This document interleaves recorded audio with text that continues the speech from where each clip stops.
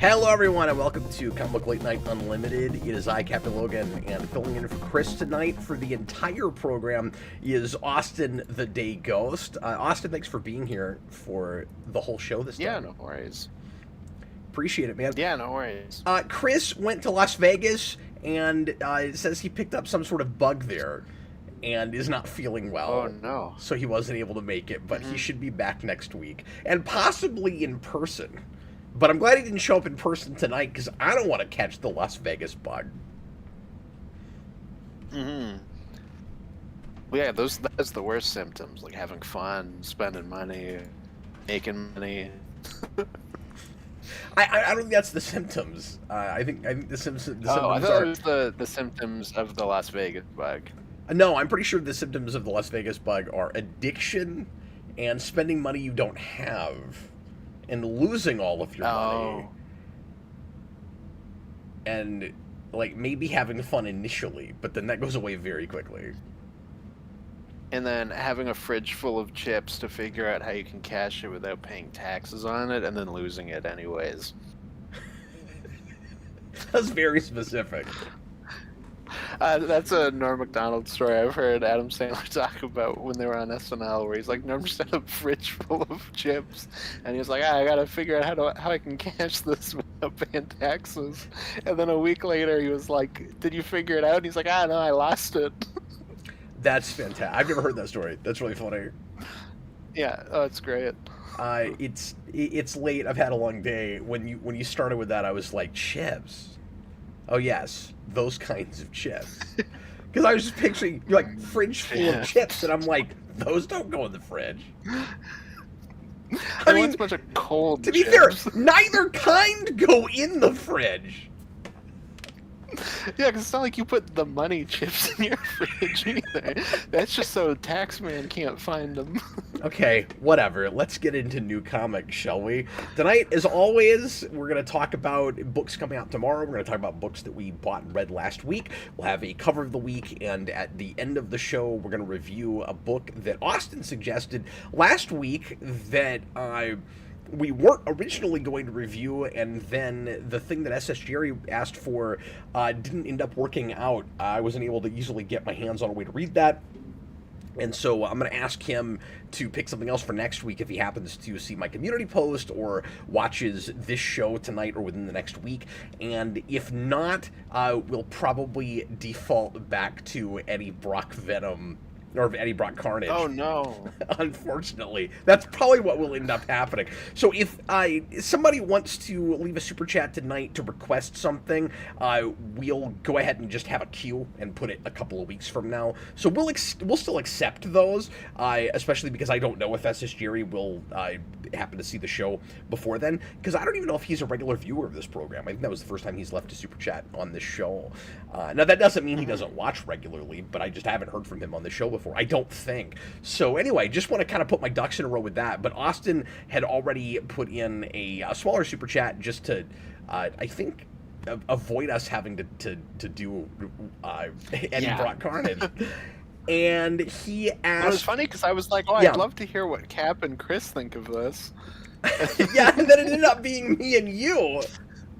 So, yeah, which is not at all what I was thinking, but that's fine. I got to read it again. But it was the thing. It was kind of the backup pick, and Chris couldn't make it, and I knew that was a thing that you were excited to see on the show, so why not have you go ahead and talk about it, and we'll try not to turn that into a full-blown vault in the middle of the show, of course, so we'll be a little bit more truncated than Austin and I usually would be when we do our 2-hour conversations on comic series, and that's one that's easy to talk short form, I think. It's not real long, it's a pretty simple story, and I was actually surprised how much of a breeze that was to read. That is, by the way, Swamp Thing Green Hell, which came out in what year, Austin? Because you weren't even... Didn't you say it went back far enough you weren't even sure if we'd cover it?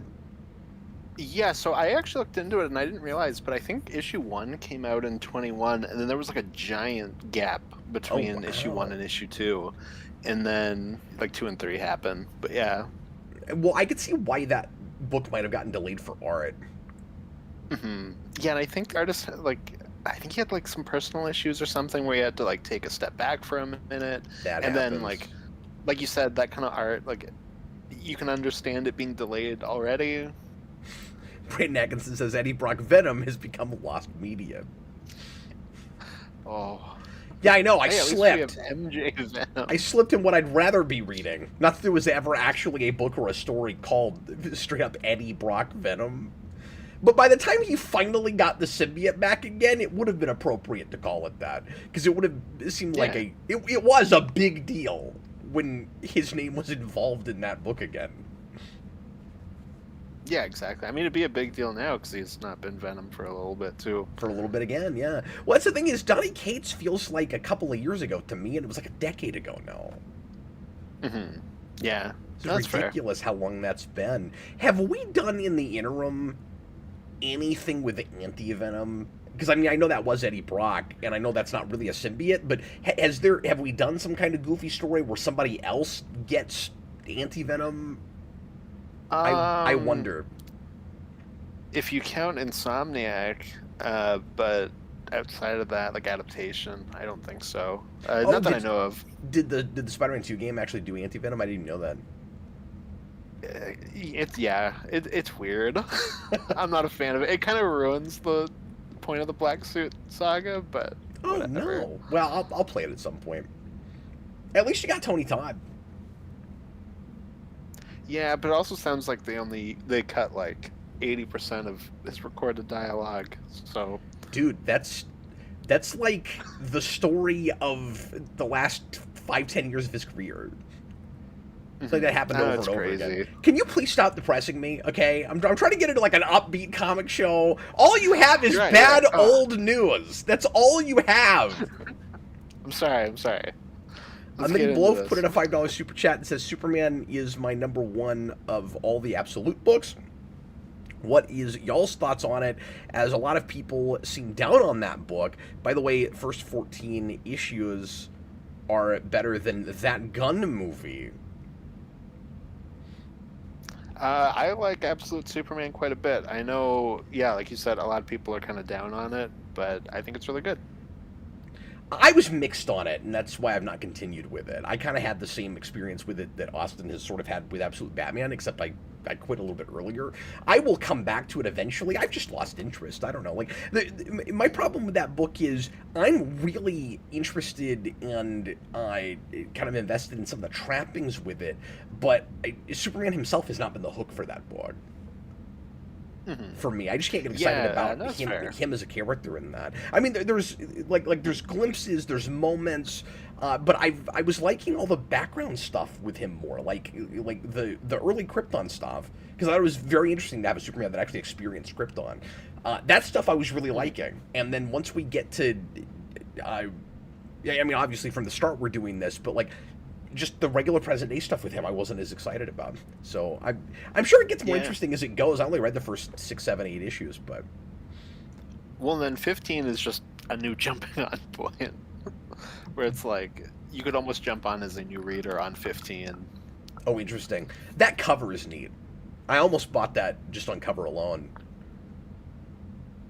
Oh, okay. Yeah, it does look nice. Kind of a classic Superman cover, but then with that with that spin, with that twist of what that cape looks like. Yeah, exactly. And like he's got kind of like Wonder Woman gauntlet looking things too. Yeah, that's true. Remind me what the deal is, because it's just been a few months since I looked at any of that. Remind me what the deal is with that cape. Is it nanites? I can't even remember now. Yeah, it's like a nanite thing. Yeah. Austin well, knows there's like a spoiler for. There's like a spoiler for when he gets the blue suit. So I'm like, I don't know, but yeah.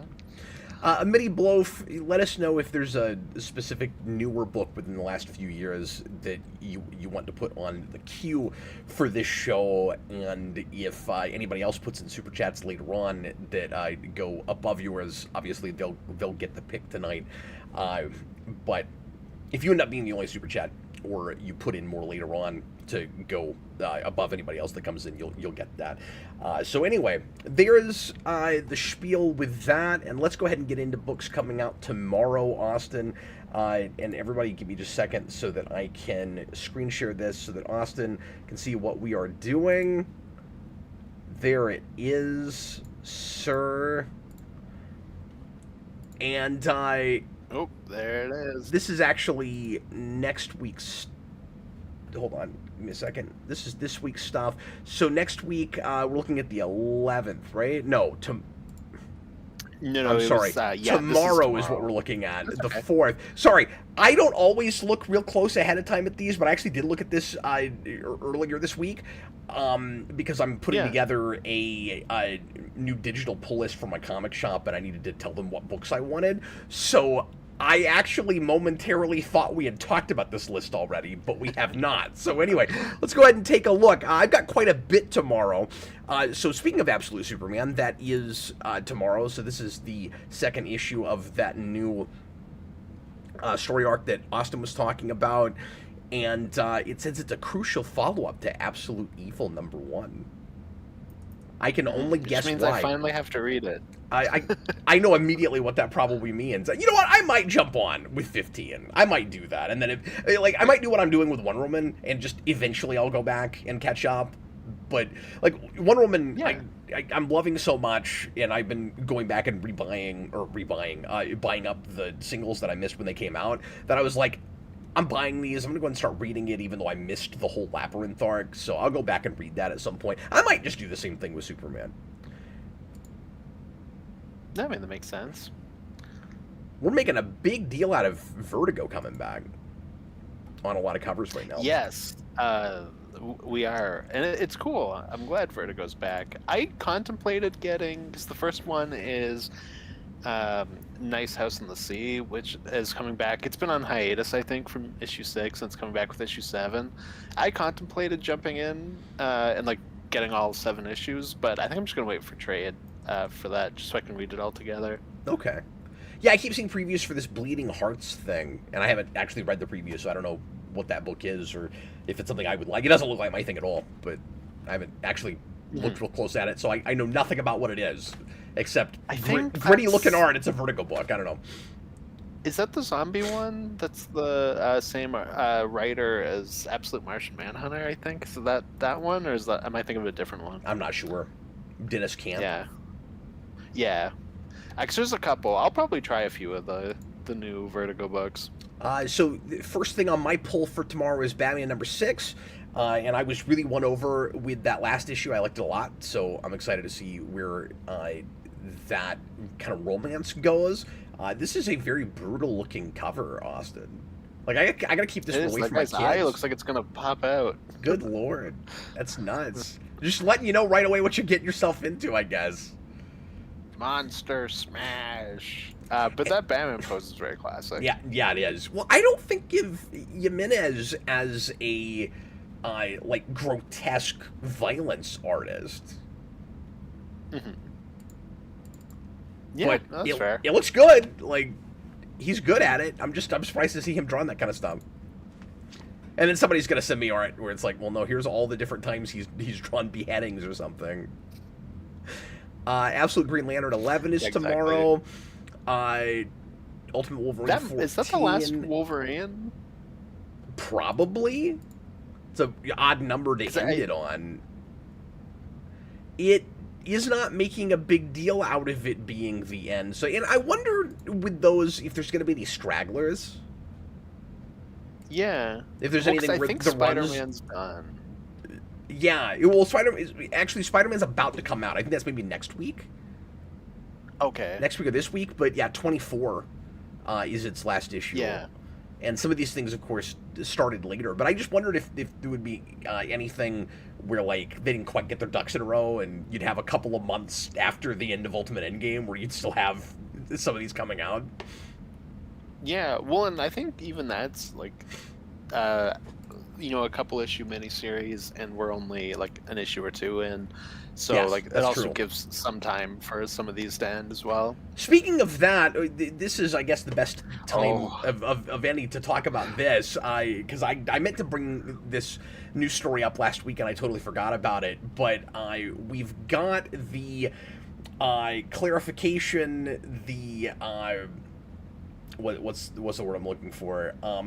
the confirmation, I should say, that the whole Ultimate Universe impacting, I used that word on purpose, 616 uh, with the boxes, with the power boxes, is in fact definitely happening, because Marvel has announced another event right after Ultimate Endgame, which is called Reborn Ultimate Impact. Just rolls off the tongue. And it's gonna be Miles Morales. It's a 5-issue miniseries, and it's Miles Morales in charge of the boxes, and he apparently is not gonna do a very good job protecting these things, because we know that a bunch of people, unless he's handing them out, but I don't think that's what's gonna happen. We know a bunch of people are supposed to. Might be. Yeah, I guess we'll find out. I mean, I'm not planning on reading it, but someone will tell me, I'm sure. But yeah, so the origin boxes is what they're called. So we know a bunch of different characters that we don't know already. A bunch of new characters are supposed to get these things and have new mantles, or have old mantles with new characters, because that has been popular and has ever worked before. And they're gonna run around with a bunch of different characters in the same mantles again. So I keep talking about this, but I'm expecting it to be like Ultimate Spider-Man, but everywhere. Yeah, that's unfortunate. And I don't know Also, why they think that that's a status quo that's going to excite anybody. But I'm sorry, what were you going to say? Well, no, this is kind of like a side thing, but I just noticed on the side, I gotta love crappy journalism. I love under TV shows, it says Murdoch turns in Daredevil Born Again season 2 trailer. Like, yeah, it's his show. Of course, he's in the trailer. Don't get distracted. I'm not even showing that part of it on the screen. I'm sorry. I'm not even showing that part of it on the screen. Nobody knows what you're talking about. Oh, okay. Sorry, my bad. That's I just found that amusing, but yeah, it is amusing. I don't know. I mean, we'll see, I guess, but I don't. Well, yeah. Even if fun I things are done with it, I just don't see it as a very good marketing strategy. Yeah. I don't know. It's Marvel just really needs to get their ducks in a row. Like, if the ultimate, because as I've said before, I don't want to talk out of both sides of my face too much. Where it's like, on the one hand, it's nice to see them doing a complete story and ending it somewhere. And on the other hand, it's weird to end the one thing you have going on that anybody cares about. And so, like, to say that, you'd think that I'm suggesting Marvel milk a thing and run it into the ground, even if they don't have stories to tell with it. I'm not suggesting that. It's just, you're kind of trying to have your cake and eat it too in this way, and it's weird. Where it's like, at the very least, if it's supposed to end. And it also doesn't seem like Jonathan Hickman really got to do it the way he wanted to anyway. So there's that. But like, if it's gonna, because he's talked about how he didn't even know what Marvel's was exactly planning with this. So it's not like he's got a 2-year plan. He gets to do exactly his story and then it's over. If that's what it was, I would respect it. But no, they're gonna do the 2 years and end it awkwardly, and then have it sort of continue into 616 in a similar way as the Ultimate Universe, and with like the dumbest random conglomeration of words, like in the most early mid 90s way you possibly could put that together. Reborn Ultimate Impact. Like, you're just throwing words together. Like, why is it called that? Why is it just called Ultimate Impact? Why isn't it called Ultimate Reborn? Why are all 3 of those words there in specifically that order? I don't understand. But the idea that you're gonna entice people that have been reading Ultimate to then follow the origin boxes into 616, we all know that's not gonna work. That's just awkward, but also like I feel like Ultimate just deflated really quick, and I don't even think it's fully just on. They like cut it off quick, but like I feel like when I hear people talk about it, like a lot of people didn't really care about where Ultimates went, a lot of people ended up finding Ultimate Spider-Man 2 deconstructed by by the end, and didn't really feel like it got much done. And felt And like it was then kind of boring and didn't have enough action in it. yeah, it's like I feel like it also just kind of deflated. Like in the end, like I don't know, but it's not like I've been Yeah. following it too much. Like that's just things I've heard. No, that's absolutely true. And even still, some of those books were massively outpacing apparently 616 books. So like both of those things are true at the same time, right? Where it's like people didn't care as much, but it was still the line that was selling better than anything else they had. Yeah, And so I don't you're know. They just need to figure stuff out. I mean, It's you're right. rough. You're not at all in the same place that you are with Absolute. Where, like, if DC suddenly announced Absolute is ending, next Thursday, everybody would scratch their heads and be like, "Why are we doing that?" And it's also weird to see Marvel doing this at the same time as DC is, and like they're different things. You couldn't do it exactly the same way, but DC is also outshining them and outpacing them conceptually with the idea of we have an alternate universe and it's talking to our main universe. They're even doing that better. Well, because I feel like when Ultimate Spy or just Ultimate Universe, when all this was announced is coming back, I kind of rolled my eyes and I'm like, okay, we're doing Ultimate again because of name recognition. We're doing it as a cash grab, and like the books weren't like the original Ultimate, but it is hard for me not to feel like it wasn't ultimately just a big get rich quick scheme. Just get the money in quick and then run. That's just kind of how it feels to me. But That's consistent that's with their cynical. but that's consistent with everything they do is cynical, or at least a lot of what they do is cynical, and that is consistent with. And I'm saying that on a show where I will actually have nice things to say about Marvel, and in fact should have put Yeah. that in the title. I'm actually going to change the title of the show Yeah. To add Iron Man. to add Iron Man. I 1 second. Yeah, no worries. Because I actually thought that first issue was pretty solid, and so we'll have complimentary things to say about that. It didn't blow my mind or anything, but it's a Marvel book that I will keep on my pull for at least a couple of issues, which is unusual, especially because it's Iron Man. But that's how in the floor Marvel is right now, is that they have any mainstream 616 story that looks worth buying, and I feel like I have to own it no matter what it is, because they don't have anything like that. So I'm like, yeah, I don't usually buy Iron Man. I'll buy Iron Man. I can't be left out in the cold to be the only, and like, I'm not buying the only good book they have. And that's not totally fair, because Psylocke was okay, and I'm going to keep going with that too. So I'm actually going to have a couple of Marvel books on my pull for a while. Like regular ongoing. Yeah, I've heard Hulk and Thor are both really good right now. Miniseries. I have heard that too. Yeah, that's true. But I missed the boat on those. I didn't hear about that until later. Yeah. So. Well, and Hulk I think just started, but it's like a sequel to Immortal Hulk, so it's not really like a good jumping on point. I would think like you probably need to read all of that first. And Immortal Hulk is great. I just didn't care enough to have to buy it. Yeah. No, for sure. But anyway, I digress. I don't know what they're doing, and I know like I'm just spinning my wheels every show about Marvel, but it's really sad to see this happening, because they had some potential greatness with Ultimate, and you're right, it petered out, but there was nothing stopping them from turning that ship around if they really wanted to either. It's not like it was broken. Yeah. Like there's stuff they could have done with it, and like I liked a lot of first arcs and starts of things. Like the beginning of Ultimate Spider-Man is Dynamite. The first arc of Ultimate Wolverine is really cool, and I'm scared to read any more of it, because I read 2 more issues after New Ultimates, and I was like, I'm good. Yeah, for sure. Ultimate Avengers or whatever that book is. I think it just is Ultimate. I think it is. Yeah. I think so. Yeah. I keep tacking new in front of everything so people know what I'm talking about.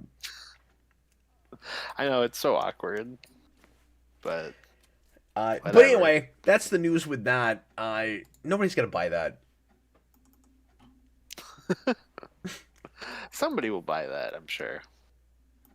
Well, It'll get 1 rating. anybody that's sad that they don't do hardly anything with Miles Morales in comics of any consequence anymore might buy that just because like he matters in bridging the gap, and that's also really awkward because I started to say this earlier. I was about to talk about the original end of the Ultimate Universe and Miles Morales being one of the few things that we brought over.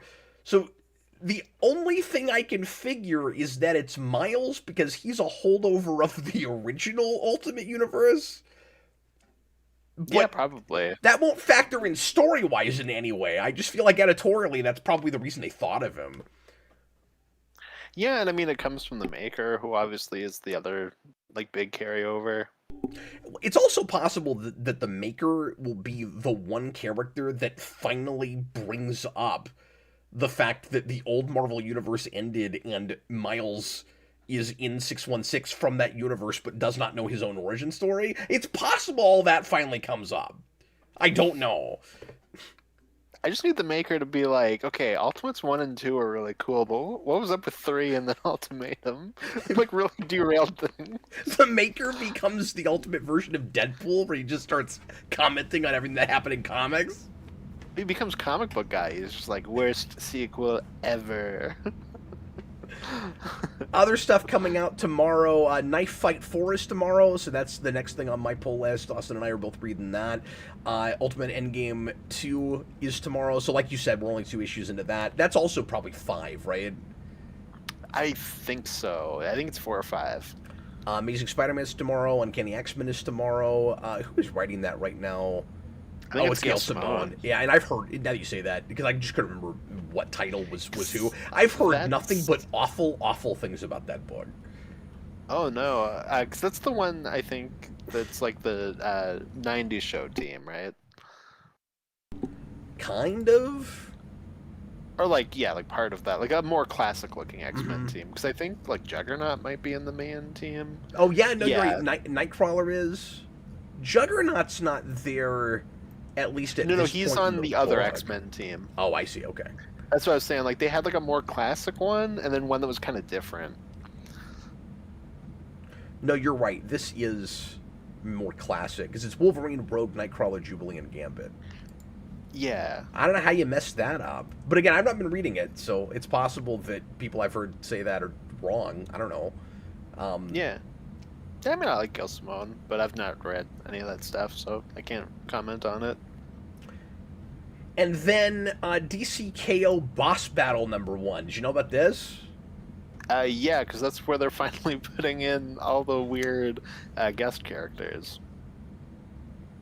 Yeah, so this is one of those awkward big events where they keep teasing things that we're not actually going to get to see in the main book, but that may or may not be handled decently well in the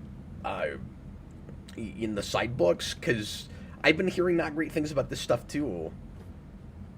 And yeah, now that it's a few issues in, we're liking Night Fight okay. I don't know if any of the other tie-in minis have been worth looking at or one-shots have been worth looking at all. This one I might get. I don't know. Is this just a one-shot, or is this going to also be a miniseries? I think it's just a one-shot, but I could be wrong. I may get it. Just we're almost done at KO. Yeah. Is it 5? I think it's 4. If it's 4, maybe then it's 5. If it's 4, it's done next week. Oh, no. Sorry. I think I'm like off by an issue. No, I think it is 5. I thought it was 5. Because I think we have 2 left. But I was thinking we only had 2 issues, so I was thinking 4. Oh, okay. I got you're right. We are at 3. But yeah, this is where all those weird cameos are going to be, so I might buy it just for that. Sub-Zero's in it. Yeah, I think him and Scorpion. I knew Sub-Zero from the get-go. I didn't know Scorpion was in it until I saw this cover. They're only mentioning Annabelle, Homelander, and Sub-Zero. And then there's other people on the cover, I think. Yeah, Red Sonja's on there too. Oh, yeah. Scorpion. Yeah, the Annabelle thing is still so bizarre to me. They're like, we own that, so we can throw that in. We can do whatever we want. That's cool. Exactly. I might get that. Batgirl 16 is tomorrow. I've been buying that for covers. I skipped ahead and looked at 17, which is one of the prettiest covers I've seen in a while, so I'm glad I'm still buying that. The stories are fine, but I'm buying that mostly for covers. Okay. Avengers Wolverine. I'm actually thinking about buying the newest issue of Spawn, just because Why? I can't get over how pretty this cover is. It just looks really good. And like, Kind of just looks like a generic Spawn cover. Like it doesn't look bad, but like I kinda, don't but really get.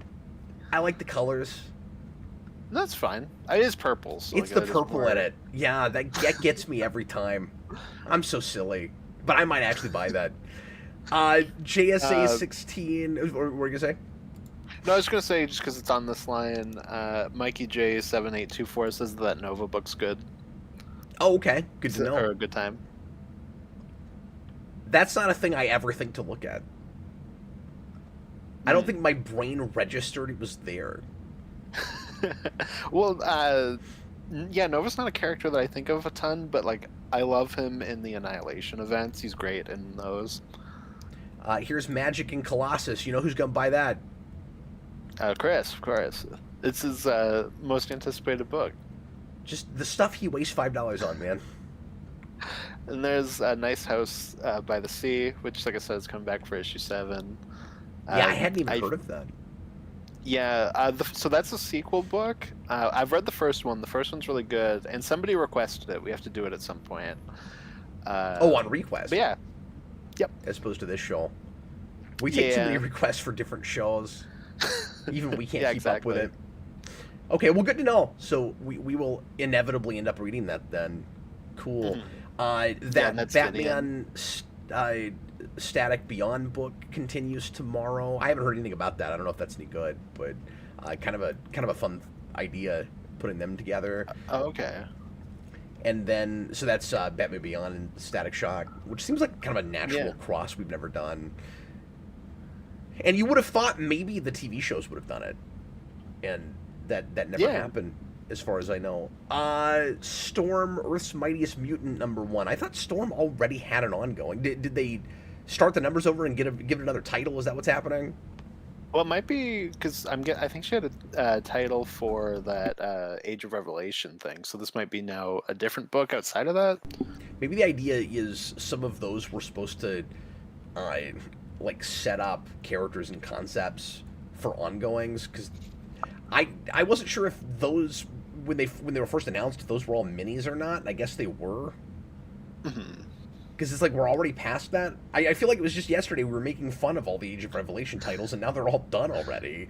And I mean, well, one of them was Iron and Frost, which was Tony when he was married to Emma Frost, and they're no longer married.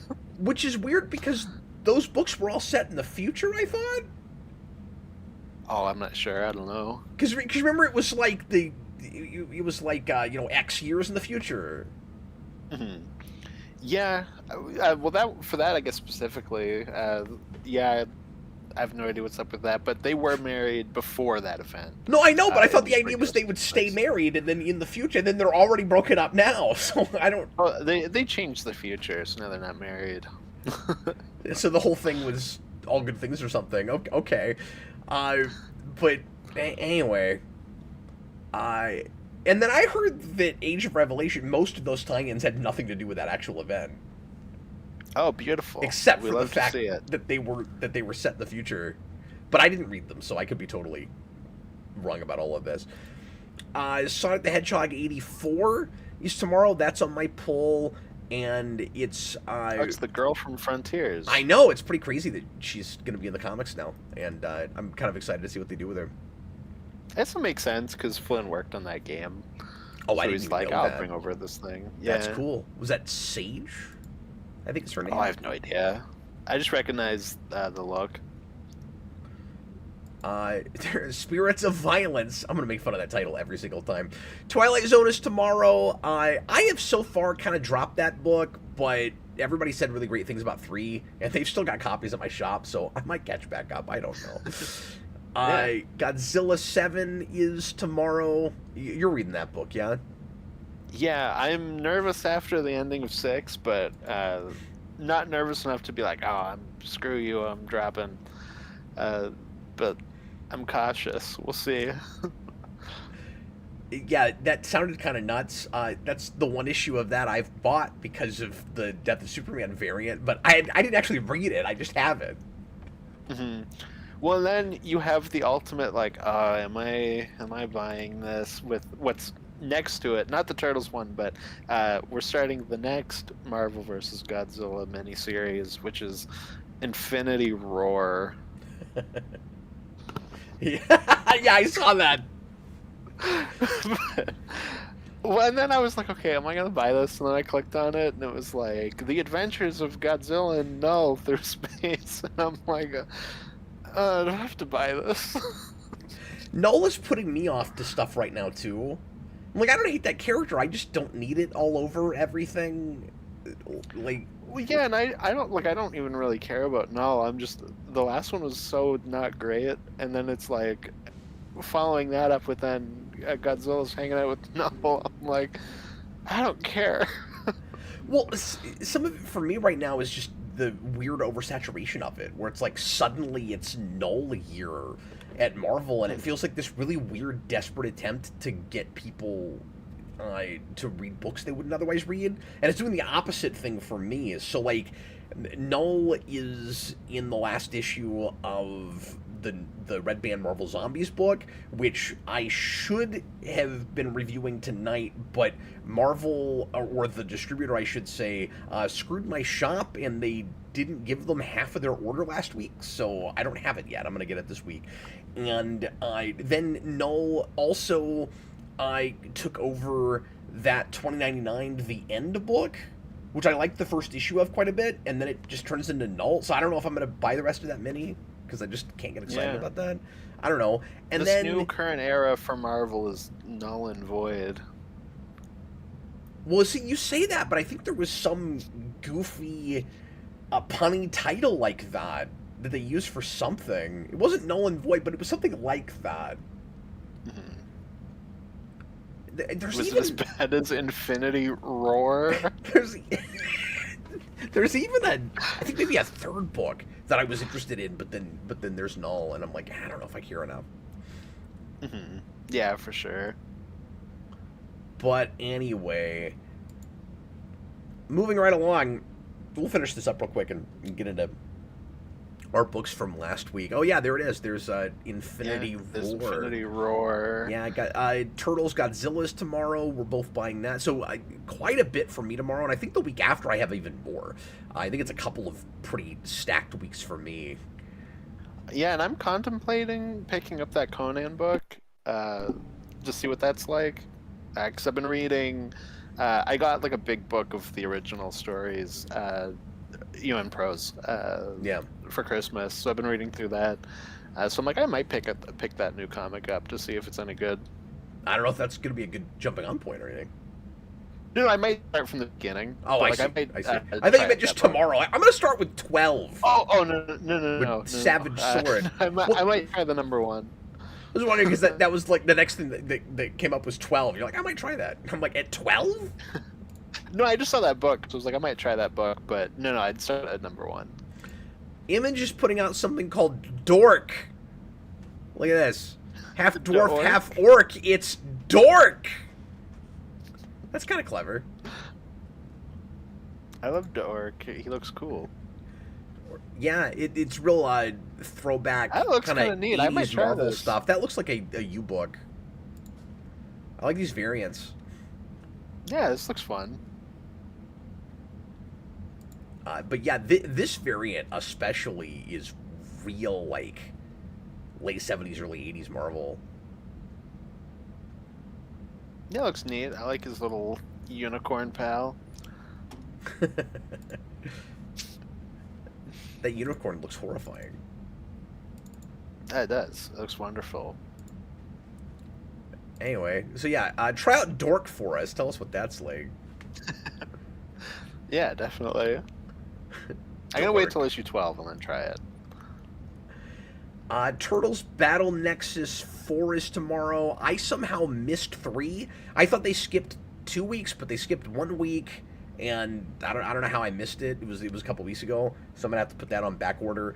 I did go ahead and read it in digital because I know I'm getting it anyway. I might talk about that with new books because 4 is gonna come out, and I'm gonna have to talk about that. Uh, I'm not loving what Waltz is doing with that so far. Like, it's fine. It's not as advertised, and I'll talk about that.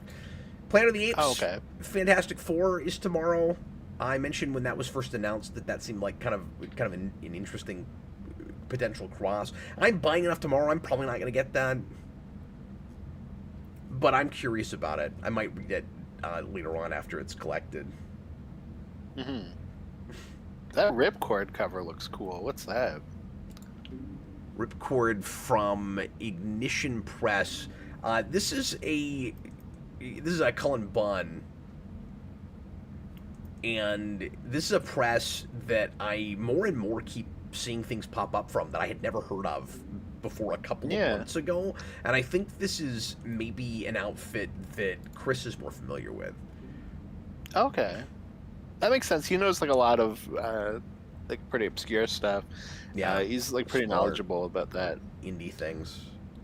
Yeah, like a lot of cool stuff. That looks like the type of book that I will look to see if I can get digitally, and it just would not be available. But I'm interested to look at that. It looks cool. Well, it seems like that house is getting more mainstream because they're getting some bigger names.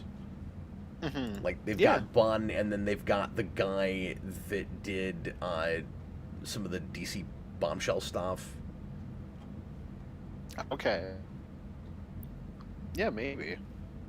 And each issue features a cover by Jorge Forens, the artist of Rorschach and Danger Street. And look, we hated those books, but they looked nice. Yeah, exactly. But I don't want to ever see them both in the same sentence again. No, very, very fair. I mean, that is a 1-2 punch of PTSD. Yeah, I don't see it, but I will see if I can read that elsewhere. Even if I just have to wait for trade. That looks cool. Well, Austin, would you kindly get us into... Oh, hold on. Okay, yes, we're good now. Would you kindly get us into books from last week? Start wherever you want to. If you want to get into your own solo stuff or things we both read together. We've got a lot of Ultimate. We've got a lot of Absolute, I should say. Not a lot of Ultimate. We talked earlier about why that is. But we've got some Absolute to do together. We've got Iron Man. So wherever you want to start. Yeah, I can start with my stuff. I guess I'll start with my monthly thing. Where I'm doing a challenge where for every month I have to read a different comic recommended by a friend. And for January's one that I read last week, it was from Connor, and I read, it's going to be a mouthful, I read Darwin Cook's adaptation of Richard Stark's Parker the Hunted. And it was very good. That's basically a like revenge thriller noir kind of book, and it's mostly black and white. There's like a blue hint to it, so it's not exactly black and white, but it looks really good. Of course, it's Darwin Cook, who's a great artist. I'm so shocked that he asked you basically... to look at Darwin Cook stuff. Yeah, no, I'm glad that he did, because I was eyeing this anyways, so it was just an excuse to read it. They, I think last year, maybe 2 years ago, put out a big trade of all of his adaptations of that stuff, and I wanted to get it and never did. So I read this one and really enjoyed it. And it's basically Parker is a thief who, every couple months he robs something, gets a ton of money, lives the high life, and then has to rob something else, and then he gets betrayed. And then it's this big revenge thing where he's gonna go kill that guy, but also get his money back, and he's like tries to blackmail this big crime organization, and it's really good. That sounds like a very you thing. Yeah, it was very fun. Very dark.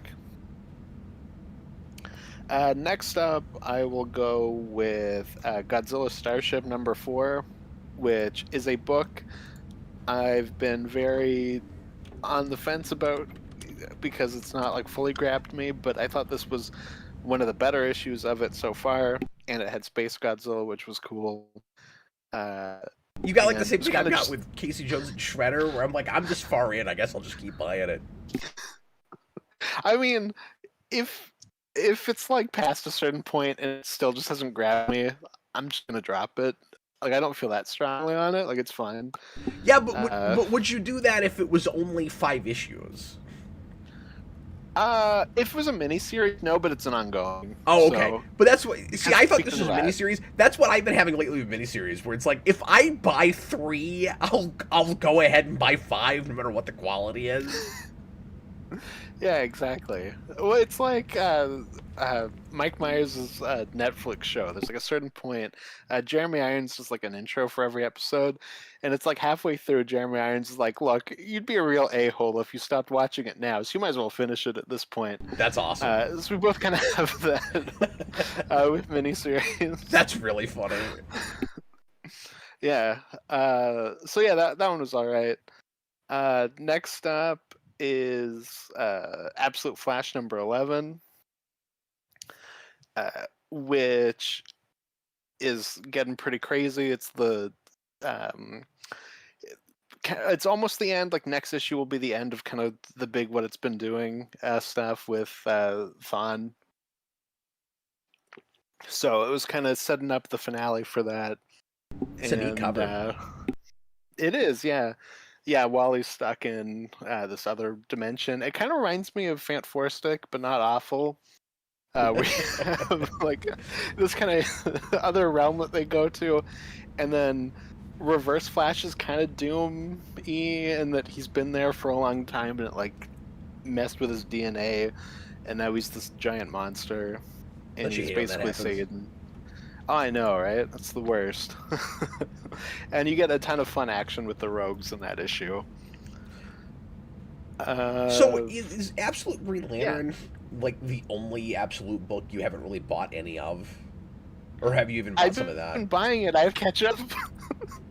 Oh, okay. I'm like, yeah, because every week I'm like, oh, I probably shouldn't buy the next issue. I need to catch up before I buy the next issue. And then I end up buying it, and then I don't catch up. I really need to do that. This week is my ultimate, like, okay, you need to catch up and read it before you buy this new issue. Yeah, I need to read some more of that, because I was not real into it, and then 6 has that, just kind of dump of lore. And I'm like, okay, well, this might be great after this. I don't know. Yeah. Yeah, for sure. Well, it seems like it could go in like a completely different direction after 6. Yeah, absolutely. I don't know if the whole thing will just stay in that little town and be exactly that same, sense of tone and atmosphere. I mean, I'm sure it'll stay mainly a horror book, but yeah, for sure. But like, I think they might even leave the town by the end of 6, or maybe I've read 7, and like maybe 7 leaves it. I don't know. I don't remember. I didn't it's been think too they long. did, but it's been months since I read that. Yeah, that's my issue. Where I'm like, it's at a certain point where I'm like, should I start over? Like I'm so far behind. I definitely will. Yeah, like I don't know, but I've slept since then. I've read Hyde Street since then. I don't know. Like, I'm not gonna be able to remember exactly. Speaking of books, I was super far behind on and had to start over. I have Good as Dead #5, which is a Skybound creator-owned book, and that was a first issue I liked a lot, and they're all long, like they're all like 50-something pages for each issue. Oh wow! And I think I was just kind of like having a rough time for time for like when we were doing the comic show that week with issue 2, and like couldn't get it in, and it like threw me off of it. So this time I was like, no, I need to get back to this because that first issue was really good. And I read all 5 issues today. Oh, goodness. On top of everything else. On top of everything else, I spent a lot of time reading today. But yeah, that book's really good. This is the second last issue of this. This is a miniseries, and it's basically like a crime thing in a small town where there's like these two families that hate each other and have a rivalry, and then there's all these other shenanigans around that as well. And the action's starting to pick up in like the last two issues, and it's super graphic, and it's a really cool book. And I'm excited to see how it all unravels. Yeah, it looks great. Mm-hmm. Yeah, and the art's really good. And that's a writer that rings a bell, but I don't right off know what I know him from. Yeah, it's a David Lapham, like a husband and wife combo. Oh, interesting. Oh yeah, so they are the Laphams, I guess, but I don't immediately know what I know. Yeah, them I think from. they write it together, and then I think he's also the artist, but I could be wrong. I might be misremembering that. Okay, that is classic Image looking art. Mm-hmm. Yeah, it looks really nice. That throws back. At least the covers look like they throw back pretty hard to Walking Dead, but I don't know what the interiors look like. Well, it reminds me too. Oh, it's the same. It looks the same, and it reminds me too of like the interior art of some of the like Ennis Punisher stuff. Oh, absolutely, sure. Yeah, like Welcome Back or something. But yeah, it looks really good. I guess I could just go down my Skybound train from here. Void Rivals number 26. Which had a big revelation for me and something that I was like, oh no, of course, stupid. Which was realizing that the Quintessons are giant and so are the Sharkticons, but I've only seen them next to Transformers. Oh. So it's like, oh, I forgot these guys are also really big, but they're small compared to Transformers, so it's like, I always assume they're just, like regular size, but no, they're also very big. That's really funny.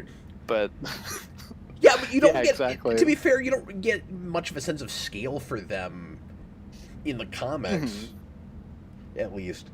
Yeah, that's true. Cover. Yeah, it's like once some Transformers show up, you can see that they're like human sized. No, and you get the like judge guy from the Transformers movie that comes in and talks to one of the leaders of one of the sides of the ring, and he punches the judge guy's jaw off, and it was really fun. Where he comes down and he's like, "Oh, people say that we're, bad to our prisoners, but we execute them justly." Oh man, so all that stuff was really. It's gonna take me forever to catch up on that, but I'm very excited to read that when I finally get there. Yeah, because I've still only read that first arc of Void Rivals, but I've been stoked to finally get to a big Quintesson war, and they're doing a thing called Quintesson War, and it's gonna take me days to get there. Yeah, exactly. And then I also had G.I. Joe number 18, which is the end of the book Double Shipping, and that is a more standalone issue where we meet Roadblock, who's a big fan favorite character. That's kind of like if we did like a standalone Grimlock issue or something in Transformers. And he runs a food truck, and Cobra's like, hey, we'll give you money to work for us. And then he says no, and then they shoot up his food truck, and then, he's...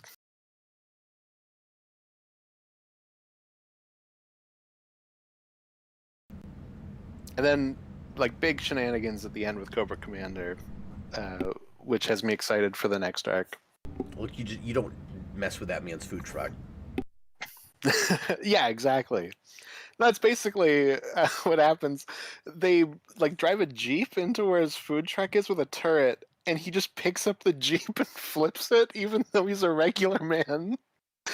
And then he picks up the turret and just starts firing it like from the hip, and they're like, how can a man do that? Like, that's crazy. He's got that much adrenaline because really they messed with his food truck. Yeah, no, exactly. He wants to flip burgers all day. He's like Wimpy if he was mixed with Popeye. But that's fine because it's Saturday morning cartoon logic.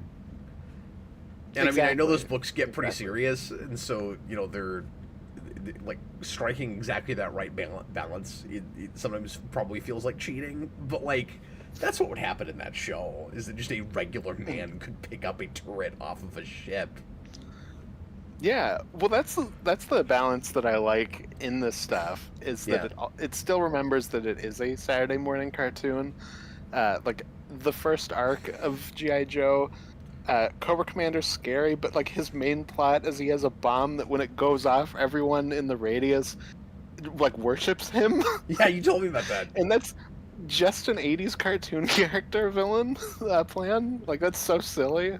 But in the meantime, it has no censorship. It can get as violent as it wants to. It can tackle any Yeah. like subject matter it wants to. Yeah, exactly. So it's got like a very strong command of tone.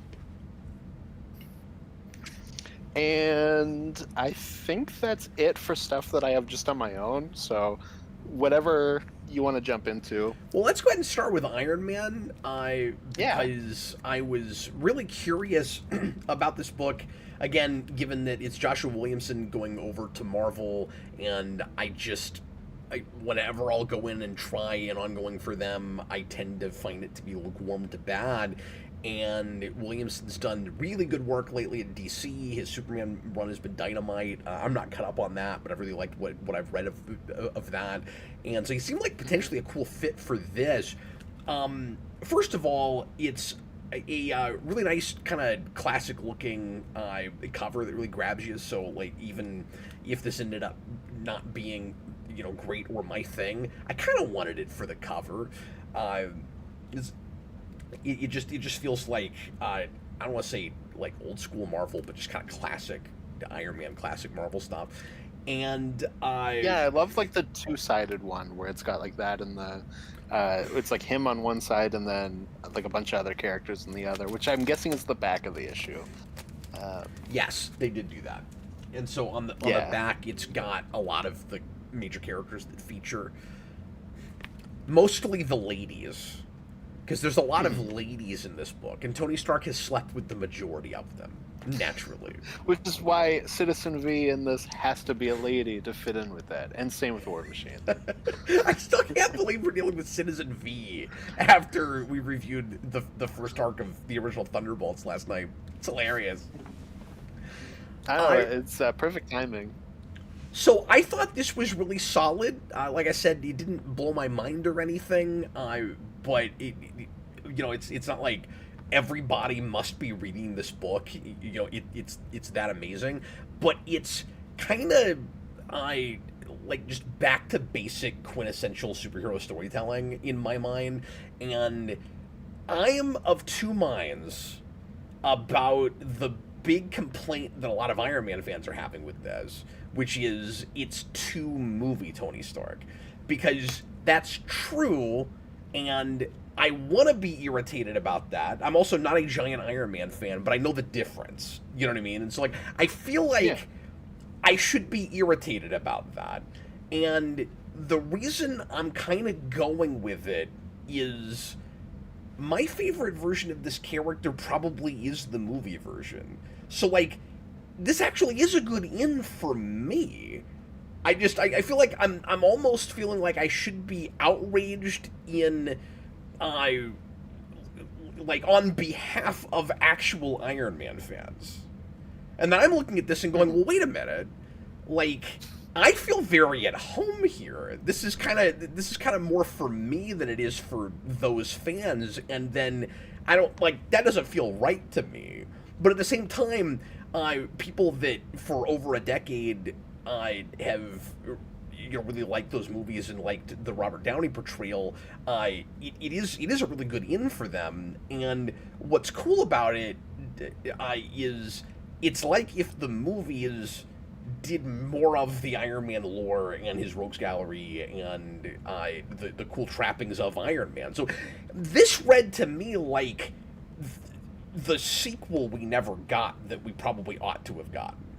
if that makes sense. And Yeah. so I'm really enjoying it on that level, but I get why people are disappointed. And so I'm disappointed for them, but I'm gonna buy it because I don't want to be an apologist for it. It's like I really enjoyed this. Yeah. No, I mean, because I saw that criticism, so I read this issue and was on a high, and then looked up at what people were saying, and was like, "Oh, I'm seeing a lot of people who are kind of down on it because of the movie Iron Man thing," and I was just kind of like, "Yeah, I mean, that's what I expected." Like, I don't know, like, I do prefer comic Tony Stark to movie Tony Stark, but I can like both. Like, it's not like I hate one and like the other. Uh, but I just had much more of a, yeah, I mean, that's just kind of what I expected. Like, I knew I was getting that going in.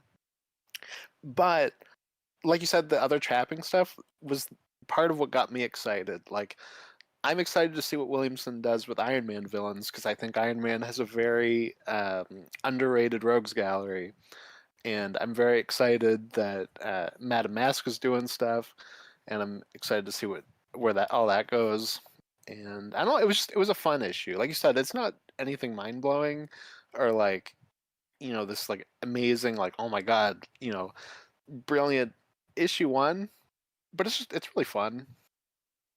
Yeah, I haven't read a ton of Iron Man by himself, but a lot of what I have read either likes to, especially the more modern stuff, either likes to try to be more grounded and quote unquote realistic, and it doesn't really feel like a superhero book. And that take works with Iron Man. I'm not even complaining about that. But I've seen that, or I've seen Iron Man going up against a lot of other people's villains or big like Avengers villains. And this feels like a Spider-Man book in that Iron Man's off in his own world. Like he has his own universe and we're playing in that. And like that was a lot of what I liked about it. And I also thought it had a really nice balance of dramatic and comedic talking scenes and action. It's like Williamson really knows how to pace a comic book. It's like, and Superman does this too, where it's like every few pages there's a really nice kind of big fun money shot, and like he knows how to do comics. Yeah, It well, doesn't the big feel thing I like horribly about Iron decompressed. Man, yeah. No, the big thing I like about Iron Man is that he's like superhero James Bond, and obviously like the voice is a little different here, but I mean it still has that energy. Like I think he's doing a good job of capturing that. And then the big suit up that you get, yeah, where you get that where his motorcycle becomes his suit, which is right out of Iron Man 2, where they adapt um, the briefcase thing, obviously differently than how it is in the comics, but it's like right out of Iron Man 2, and it's really cool. Yeah, it's great. Well, he's got to sneak it in because he's promised his kind of sidekick lady that works for him that he's not gonna bring an Iron Man suit, and then it's there in the form of a motorcycle. It's great. Yeah, who is May, the Agents of Shield character? Oh, is that I who know that they brought is? into the comics. That's who that is. Yeah. I guess I missed her name, or I wasn't thinking about it. That's hilarious. Yeah, because That's a choice. because I think you said to me off camera, you're like, "Oh, he sleeps with everybody in this," and I'm like, I don't know if he slept with her because like I haven't read anything with her. She's been introduced so late. Like, Yeah. I can't think of any comics that she's in. No, I think it was everything but everybody but her. Yeah, that's a lot of people. And I mean, don't get me wrong, he does lay the tone of the movies on really thick, but that was a lot of what made me feel really comfortable with it too. Where like at least he's owning that. Like that is Yeah. the take that he's going for. So you've got all of the kind of trappings of a typical setup for a Marvel Iron Man movie, where like you got to open your story with he's on stage self-aggrandizing. Like it even does that right at the start. You got to do some kind of Stark Expo thing. So he's giving away an award that is supposed to be the Tony Stark Award. Now, I thought it was going a little bit too far that he didn't know that the award was supposed to go to someone that wasn't him. It's like, I get that he's really full of himself. That seemed a little goofy. That seemed like a step too far. And it was also... It's that... Yeah. Go Go ahead. Go ahead. Oh no, you go ahead. No, I was gonna say it's like the step too far for me, at least, just as a comic Iron Man fan, is that and just he doesn't know who his assistant is, because I'm like, classic Iron Man knows like all of his people, but whatever. Yeah, like, are you really that like into your own world, and you're paying that little attention to what's actually happening in your company? I don't know. I had a hard time buying some of that, and so that felt laid on thick just to like really drive home. Look how much of a narcissist he is, and I'm like, he's acting narcissistic enough without weird leaps in character logic like that. And you accidentally make your character look kind of dumb when you do stuff like that, and like that's not what he's supposed to look like. He's supposed to be a genius, but he's supposed to be, you know, kind of an antisocial genius that doesn't really pay attention to other people. Like, you can still have that. So I don't know.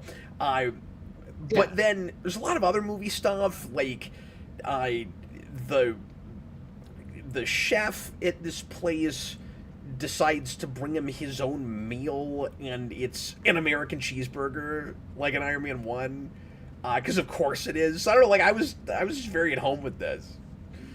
Mm-hmm. Yeah, no, definitely. And I'm interested in the whole villain plot where they're trying to make a new Tony Stark, but like forcing people through the his origin. I thought that was an interesting idea. It's a cool idea, and it's a neat bait and switch to the beginning, because at first you think you're looking at a flashback of Tony Stark's origin, and then it turns out that it's Madame Mask putting somebody else through it, and you get the sense that she's just doing this over and over again. And I'm assuming that the clear point there is going to be that it's not possible to do that. There is only one Tony Stark. Yeah, that's what I'm guessing too. No, I had a point reading it the first time where I was like, are we at a point where just AIM were the people that kidnapped him? Is that where we're at now? I don't know. Oh, okay, no, this is something else. I do think it could go kind of either way, in either making Tony Stark, even though he is the movie narcissistic version, the clear heroic protagonist, or kind of throwing him under the bus like Marvel has liked doing the last decade, or kind of maybe decade and a half, where he's gotta be his own worst enemy, going to the nines, where there is I haven't read a lot of complete Iron Man runs, but I keep reading and hearing people talk about how we can't do modern Iron Man and let him be the hero. He's always got to get taken down a peg. And I can see this going either direction with that so far. And I don't want to give away the ending of this for people that haven't read it yet, but there's a thing at the end that kind of suggests that is what it's going to do, that it's going to be another Iron Man is his own worst enemy, and other heroes have to come in and take him down. I actually think that that's not what it's going to do. I think that's going to be a bait and switch. That's going to be a bait and switch. Yeah. Because I think the idea isn't going to be the enemy is Tony Stark. It's, we have to, if Madame Mask is successful at what she's trying to do, then other heroes are going to have to figure out how to take down Tony Stark, because they're basically fighting another Tony Stark. I think that's where it's going. Oh, okay. Yeah, it could be. I think that's probably I'm definitely what's being talked about at the end of this, but we'll see what happens. No, and I've heard Williamson say that Norman Osborn's going to be part of this, and I'm like, what's that going to look like? And is he still Spider-Man? That's what I was going to ask, because like obviously that's building off of Fraction, but like, are we going to have to acknowledge that he's Spider-Man now? Well, this is I don't know. Carving out. We could easily ignore that. Like, you could just have Norman Osborn. Like, I don't know. Well, you say that, but like, this is carving out its own tone, while it seems to be keeping track of continuity pretty well, because like there's lip service played to One World Under Doom and all of that. Like, it's not like it's forgetting where it is in the timeline. Yeah, but I could see it being like, well, we don't really need like that side of Norman Osborn. It's like we can have Norman Osborn, but it's the businessman side. But no, the One World Under Doom line actually made me laugh out loud, where Tony walks in and they're like, "Oh, you know, things have been hard since we've had to like make a new government after Doom took over." It's like, what? Such a baffling statement out of context. I also think it's funny that Tony doesn't look, uh, to me, at all like Robert Downey, and he looks patterned almost more after like a classic like Hollywood hero, like an Errol Flynn or something. Yeah, I actually thought he looked more like a modern update of classic Tony Stark than he looked like Downey, which Yeah. makes it kind of funny. Or at least maybe not classic, like going back to like the '60s, but maybe like '70s, '80s era Tony Stark. He, in the face, he reminded me more of like an Oliver Queen or something. Sure, yeah. But anyway, I like that first issue quite a bit. Yeah. And like you said, No, it's it's got, really fun. it's got an intriguing villain setup, and I like the way it's playing around with like the classic damsel in distress thing. Yeah, with Pepper, It's yeah. like And I'm Pepper interested shows to up. see She's where like, "I've that been here goes. 15 minutes. I'm already getting kidnapped," and I thought that was really funny. Yeah. There's fun stuff like Yeah. that. Well, and this book is how I learned that the Mandarin's dead right now, because I was like, oh, like I wonder, again, just looking at fans talking about it, and then it's like, well, hopefully he brings back the Mandarin, and then I looked into that, and he's been dead since 2018, where he got assassinated by the Punisher, not even in an Iron Man book. What are we doing? What are we doing? What are we doing? Yeah, RJ Godzilla. exactly. Tony has always been his own worst enemy. Yeah, yes, of course, but there's this. You're sort saying it of, goes like, too far sometimes. Yeah, there's almost this sort of cynical nature. It feels like to some of it, or at least the way I've heard it described. And again, it's not fair because I haven't read everything. But at least I should say that's been the argument about some of those stories lately, is that the comics don't feel endeared enough to that character, where it's like in some of the stories that RJ Godzilla lists there, he like maybe arguably learns something and grows from it and becomes more heroic as he goes along. Like the movies do that, where he incrementally is supposed to be getting more selfless and more heroic as he goes along, but he has to do everything the hard way. And so yes, you're right. Like Tony Stark is his own worst enemy. A lot of Marvel characters are that way. Like obviously Matt Murdock has that to some degree. But there's a difference between that and the book reads like the villain is Iron Man, and that's what people have been Well, I complaining think about. and he mentioned Civil War, and I think it kind of just starts with that. And obviously, like, there's stuff that gets away from that, obviously, but sometimes we kind of lean back into that, which is that Civil War happens, and a lot of people felt like it really throws Tony under the bus, and he was just kind of the punching bag in the Marvel universe for a long time after that. Yeah, But even though Reed should have gotten more of it, because Reed is like way worse in Civil War. but yeah, I'm kind of just reporting what the complaint has been as opposed to speaking for myself, because I've not actually read that stuff. But You're not a big Iron Man guy. But I will say that has been my experience with it too. The few times I've checked in, I really felt that way with Civil War 2. Like, you thought Tony seemed out of character in the original Civil War. Like, Lord. When isn't he the?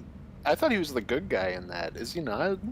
I remember hating him in that, but I haven't read it in a long time. Fair enough. Maybe he is the good guy in that. Because I've also heard people. I I've remember also not heard liking people him. complain that Captain Marvel gets thrown under the bus and that. I've read some. I think they kind of both do, but I don't know. It's been too long. But I remember not liking him in that. Fair enough.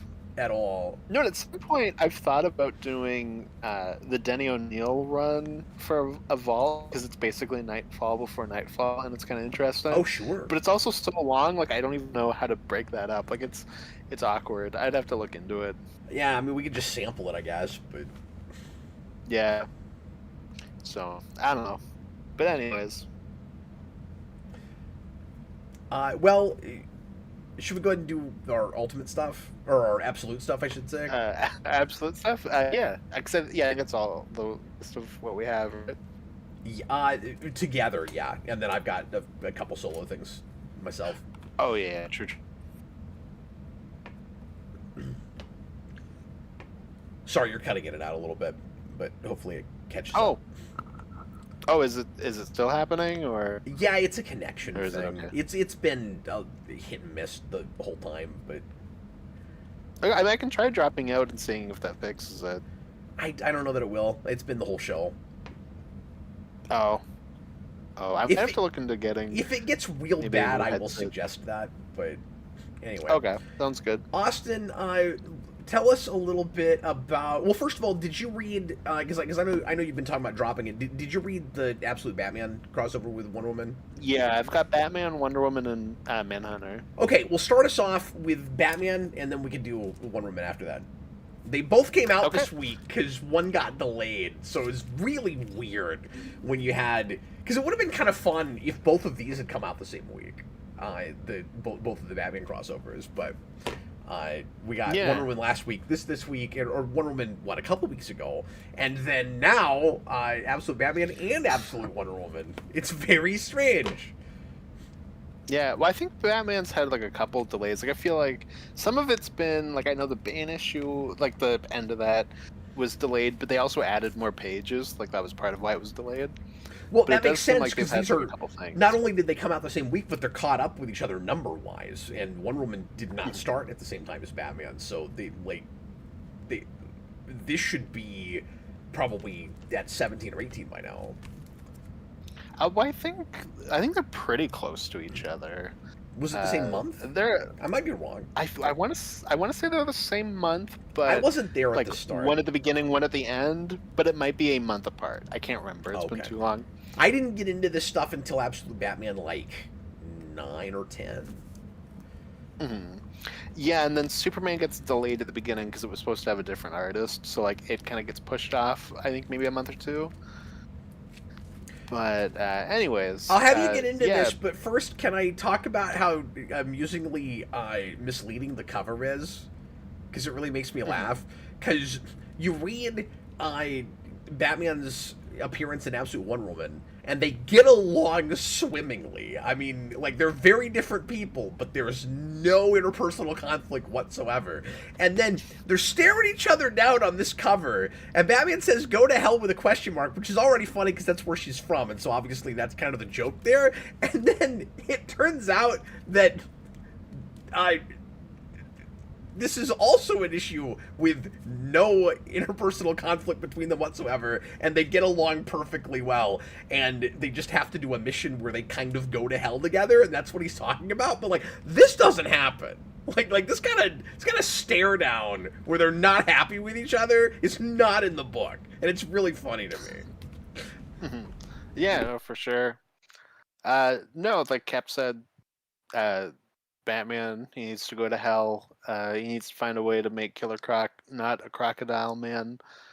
And Wonder Woman's like, well, we can go fight a centaur, and that should do it. And then the centaur is like, maybe I can. You seem like a cool guy. Maybe I can turn you into like a bat centaur. Oh yeah, I yeah. thought that was kind of a funny moment. This And is it's a like great the first time spread. since like issue 2 that we remember Bruce Wayne as like a blue collar worker. Yeah, we finally see him going to work, and then there's this bit where Wonder Woman shows up, and he's like, or where he calls her, and he's like, I need your help, and she's like, well, the only thing I can think to do is to go on this journey to hell to fight a centaur, and it's gonna take a really long time. And he's like, I have to go to work, and I'm like, you've never complained about this. It's never come up. It's never been an issue before. And so now we're finally dealing with it, where he was gone for months, if not over a year, when he was kidnapped and kind of transformed into a Bane. And then now he's back to work, and his boss is like, yeah, we're really glad you're back. You can have your job back, no problem. I just want to make sure, are you doing okay? It's Yeah, like, yeah. that's not the conversation you have with your employee that didn't show up to work for 14 straight months or whatever it was. Yeah, no, and when I worked in a factory job, there was a guy I worked with that did that, where he just disappeared for like months, and I was like, oh, I guess he quit, and then he just showed back up one day, and I was there when the boss came around and was like, don't ever do that again. Wait, he let him It's keep his not job? like- He let him keep his job. It was the most bizarre thing I've ever seen. Wow. But he was not like, go touch grass, go outside and play. Oh, that's true. That's what he says. Mm-hmm. Yeah, exactly. But, and then when Bruce shows different. back up, he's got a messed up arm, and he just goes, "I slipped in the shower." And I'm like, "Really? That's your excuse?" Everybody says that. Like, come up with something better. Everybody says that. Especially somebody that's like 9 feet tall and jacked. Yeah, like nobody's gonna believe you when you look like you could pick up an excavator with your bare hands. Mm-hmm. Yeah, Like, yeah, exactly. Stop it. But I still just love their dynamic together, and I think Snyder writes them pretty consistently with the way they interacted in the previous issue. Yeah, I didn't think they were as fun this time around. I agree. But I mean, it's not as good. They've got moments. But Yeah, based it's on kind of that a weaker cover, I version. thought they were going to be at each other's throats the whole issue. So I was really glad we didn't do that. Thought they were gonna fight. Well, they Yeah, could have had I didn't have the sibling bond thing that I felt in that Wonder Woman issue, so I was kind of like, oh, I've kind of lost the thing that I liked about these two, but like they're fine. That's fair. But Snyder at least doesn't write her as a completely different character. Like, even if he doesn't write her as well as... Who is it? What's that writer? Kelly Thompson. Kelly Thompson. I think he gets why she works. Like, I think he understands her. He's a writer as well, but like, Well, I think he gets her.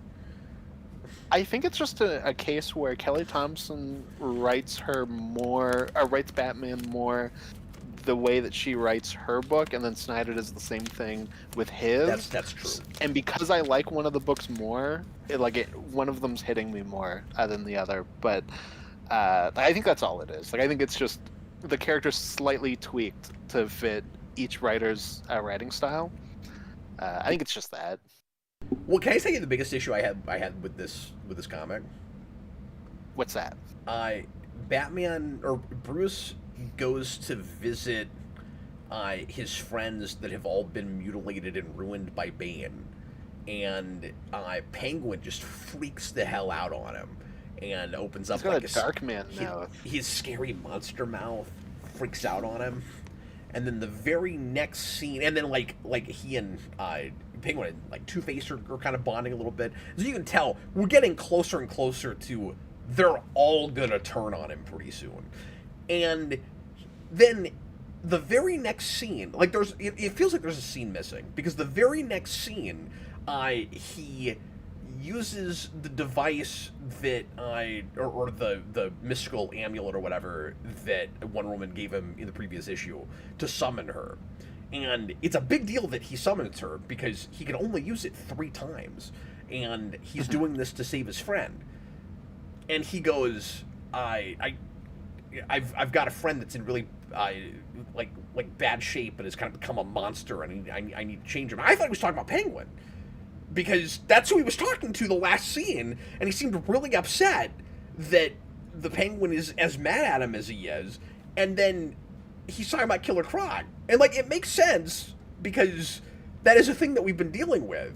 But it feels like there's a scene missing. It's really weird that you would jump straight from that Penguin scene to, I need help for my friend, and then it's a minute before we even say who it is? Yeah, well, and that not was even odd. Penguin. I was like, oh, I assumed it would be all 3 of them. Like, I had that thought too. Granted, Killer Croc is probably in the worst shape. Well, and Killer Croc like, is, to be fair, transformed entirely into another creature, whereas they're just deformed and mutilated, and the way that Wonder Woman can help Waylon would not necessarily work on the other two. Like, I get that. But also, Batman doesn't even know what she's gonna do. Yeah, no, you could still ask. I had that too, it was just kind of strange. It kind of reads like... I get not being able to fix Harvey, I guess, but... yeah, but it kind of reads like Batman if you can fix Killer Croc, you can fix Penguin. It's like Batman already knows what the premise of the comic is, so he's asking Wonder Woman to fix Waylon because Snyder knows what her solution to that will be, and he doesn't know that. Yeah. So that's some clunky writing there. Yeah, no, for sure. That did feel very weird. Overall, it's good. It's not anything like as good as the Wonder Woman issue, I don't think. But yeah, definitely. But I don't know. It was fine. I agree. I mean, I'm still liking that book more than you are, but Wonder Woman is obviously the superior book. I don't know. Yeah, I mean, well, yeah, and obviously, like, you can enjoy it. Batman, like, I don't know, it was fine. Tell us about Wonder Woman 16 and Zatanna's first appearance in the Absolute Universe. I kind of wish I had been able to get one of the variants, because every issue of this book I have so far has Wonder Woman on the cover, and this was the only cover that my store got. So I begrudgingly bought it, and I'm like, nah, it doesn't fit my collection right. Because I want. Is that just her sitting on a chair like she's in the Breakfast Club? Yeah, it doesn't fit this collection for lots of reasons. Because like everything is epic Greek mythology, and then it's like fishnet chick sitting on a chair. I didn't even know who this was until I read it, because I hadn't seen like the design for Absolute Zatanna, and like you don't look at that and immediately know it's Zatanna. Like that just as easily could have been Black Canary in the Absolute Universe. Like I don't know. Yeah. Yeah, it's true. I'm like, it's not a bad design once I know who it is. She's got boots that go all the way up to her face, though, man. Like those are some long boots. No, I keep joking. I keep like posting pictures of Absolute Zatanna, or like sending them to people and being like, "Look, they made a design like focus group to be the like exact thing Paul Dini wants to see." Where it's like Paul Dini is gonna go nuts when he sees the Zatanna.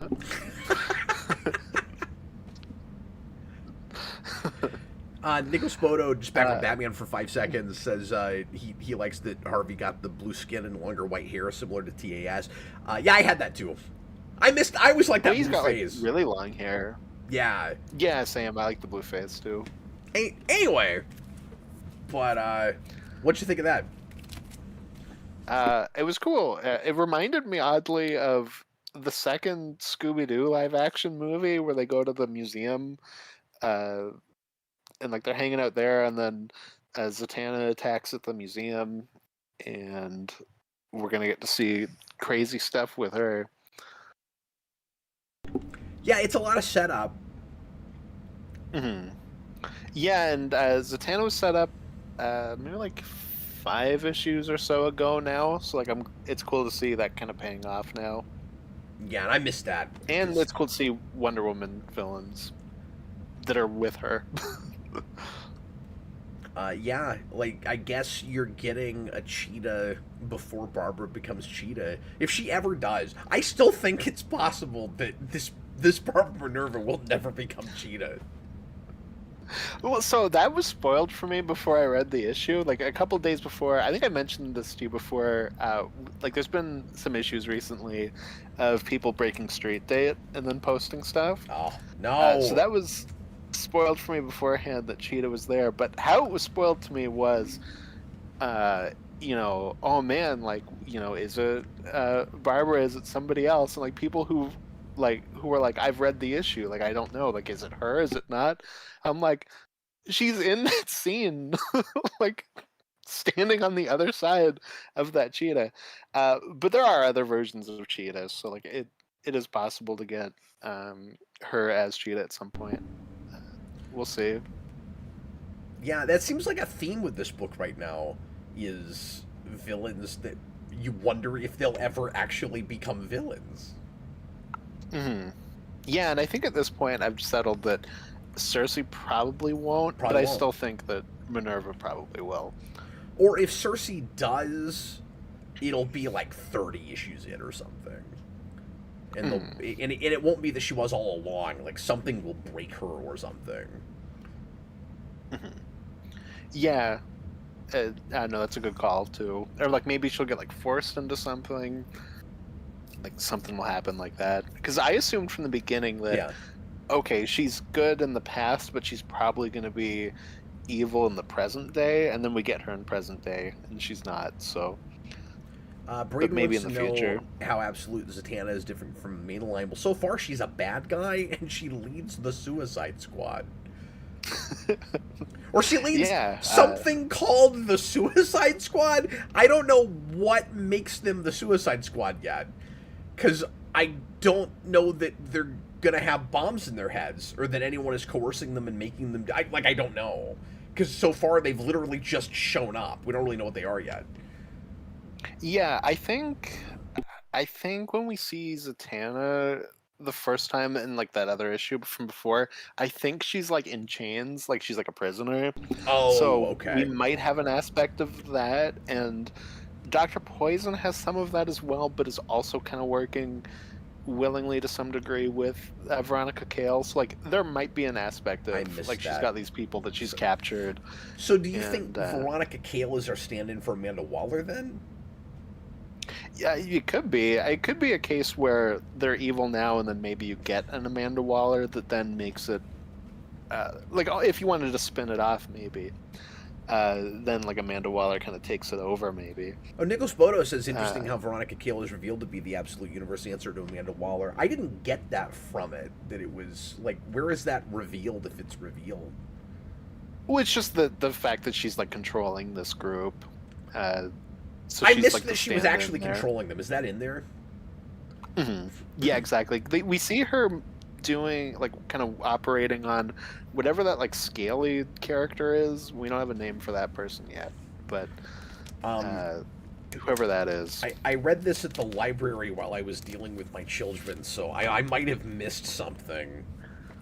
No, that's all good.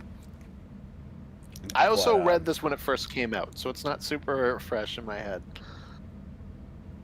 Sure. I also like all And the like I said, I've read like 8,000 comics today. I also like all the aftermath stuff about some of the earliest stuff that happened when Wonder Woman first, revealed herself, and the stuff with Steve Trevor at the hearing and all of that. That was all well handled. Yeah, same. Oh, Nicholas Bodo, thank you. I completely forgot about this. Starro is in a panel, and I got very excited. Oh, I missed that too. The possibilities. It's in that same scene where they're operating on that scaly character. He's like in the background in a jar. Oh, and I was like, okay. oh, it's Starro. That was like a big full-page spread, I think, wasn't it? And yes, there's a lot of details, and I did scan it a bit, but I missed Starro. Yeah. Yeah, Starro's like in a jar, I think in one of the corners. Okay. And I was like, yes. Give me Starro. Talk a little bit about Martian Manhunter. My shop also missed that issue in my pull last week, so I did go ahead and skim it digitally, but I don't actually have it on hand yet. Oh, okay. Yeah. No, Absolute Martian Manhunter number 8 is all about how I was called him Jeremy Johns. Oh my god. What am I doing? John Jones. Our wacky protagonist working for the FBI. It's Jeremy Johns. Exactly, the famous Martian Jeremy Johns. He's going through some rough times. We're kind of dealing with some of that fallout, and how he has anti-life matter growing around him because of depression. So it looks like we're kind of going to be using this arc to do like a whole depression and like mental health take, and I'm interested to see where that goes. And that's building on that I guess that Darkseid reveal from 6. Yeah, exactly. And I forgot about that until you just said anti-life, and I was like, oh yeah, no, this is all coming together, I guess. Mm-hmm. Yeah, it seems like he's kind of the only one that can like piece together. It's like Wonder Woman understands that something's wrong with the world. She just doesn't understand why, while Martian Manhunter has literally seen the universe like sprout out of Darkseid's hands. You know, John Jones is Neo from the Matrix. Yeah. No, and just everything about his life sucks right now and is going insane. Yeah, and he gets the Martian to leave his head for a while so that he can try to put his life back together, which is still not going great for him, and he's not fully disconnected, but he's but he tries, and then the Martian runs off by himself and starts messing with people, basically. Yeah, there's some good comedy out of that. Like, Yeah. there's like a woman that I think is like cheating on her husband or something, and he's just sitting on the couch watching, and it like puts her out of the mood. And then it's like he's hanging out at like a rock concert. It's like some of that stuff's pretty fun. Yeah. And then he gets captured by these like Martian hunter people. Oh yeah, that's right. I expected the art to suddenly kind of sober up and to lose the Martian vision thing through the rest of the issue, and it finds like really creative ways to still stick to that style. Yeah. Yeah, no, I thought so too. And it also just kind of made me laugh, like, in terms of just being able to see the script, where I'm like, oh, he's gonna go see his wife, and he didn't see his kid in this issue, but he's in the same household, and the white Martian is in his kid, so like we need to get rid of the green Martian for a minute, because he'd just instantly be able to tell the second he gets to the house. So there was a part of me that kind of laughed, like, okay, like I can kind of see the not seams, but like I can see your structure, where it's like, okay, we got to figure a way to get him off the board for a minute. Well, that's probably part of the reason that she doesn't let him see the kid, although dramatically that also still makes sense. Yeah, exactly. That's not even a complaint. Like, I think it makes sense. It's just a case where I'm like, okay, I can see the writer behind it. Yeah. You know, it's not exactly a narrative cheat, but you can tell why it's like it is. It is convenient that it works because it easily could look a lot more contrived. I think is what you're saying. Yeah, exactly. Well, and sometimes that can even just be like a case of good writing, where you go like, okay, like this is just naturally how this has to be. Mm-hmm. But it's just a case where sometimes you can kind of like pick up on like structure in that way. I will say, I can see where she's coming from, partly because the way he's been behaving, obviously it's questionable whether he is, safe to be around. On the other hand, after the whole city got hit with Martian vision, and basically it's like if everybody was forced to see the Matrix code at the same time. Going back to the Matrix analogy, this would be the perfect time for him to more fully explain what's been happening to him. And if she doesn't believe him, I don't believe that, because like everybody got hit with it. And so the idea that she's still like, you said all these crazy things about Martians, is like this would be the place where he should be able to make her understand what was happening. No? Yeah, no. I'm trying to remember. Is that fully what happens in 6? It's been a little bit. I gotta go back and look at it again. But isn't the aftermath in 7 all about how everybody in the city saw something they can't explain, and so they're all just kind of ignoring it and pretending like it didn't happen? But like, definitely to some degree. I'm not sure if they can see like full like Martian vision, but like everybody like went insane for like a minute. Well, yeah, so, but like if not fully that, even if they like, don't see the Martian vision, the fact that they all had this bizarre psychotic episode at once should make it easier for him to explain to her what happened to him. Mm-hmm. Yeah, that's fair. That's all I'm saying. Yeah. And like, look, the power went out. Everybody went crazy. Like, look, it's not just me. Okay. And it's still affecting their behavior now, because the other part of this issue that we didn't talk about is how all of a sudden everyone's calling the FBI on people they know for crimes.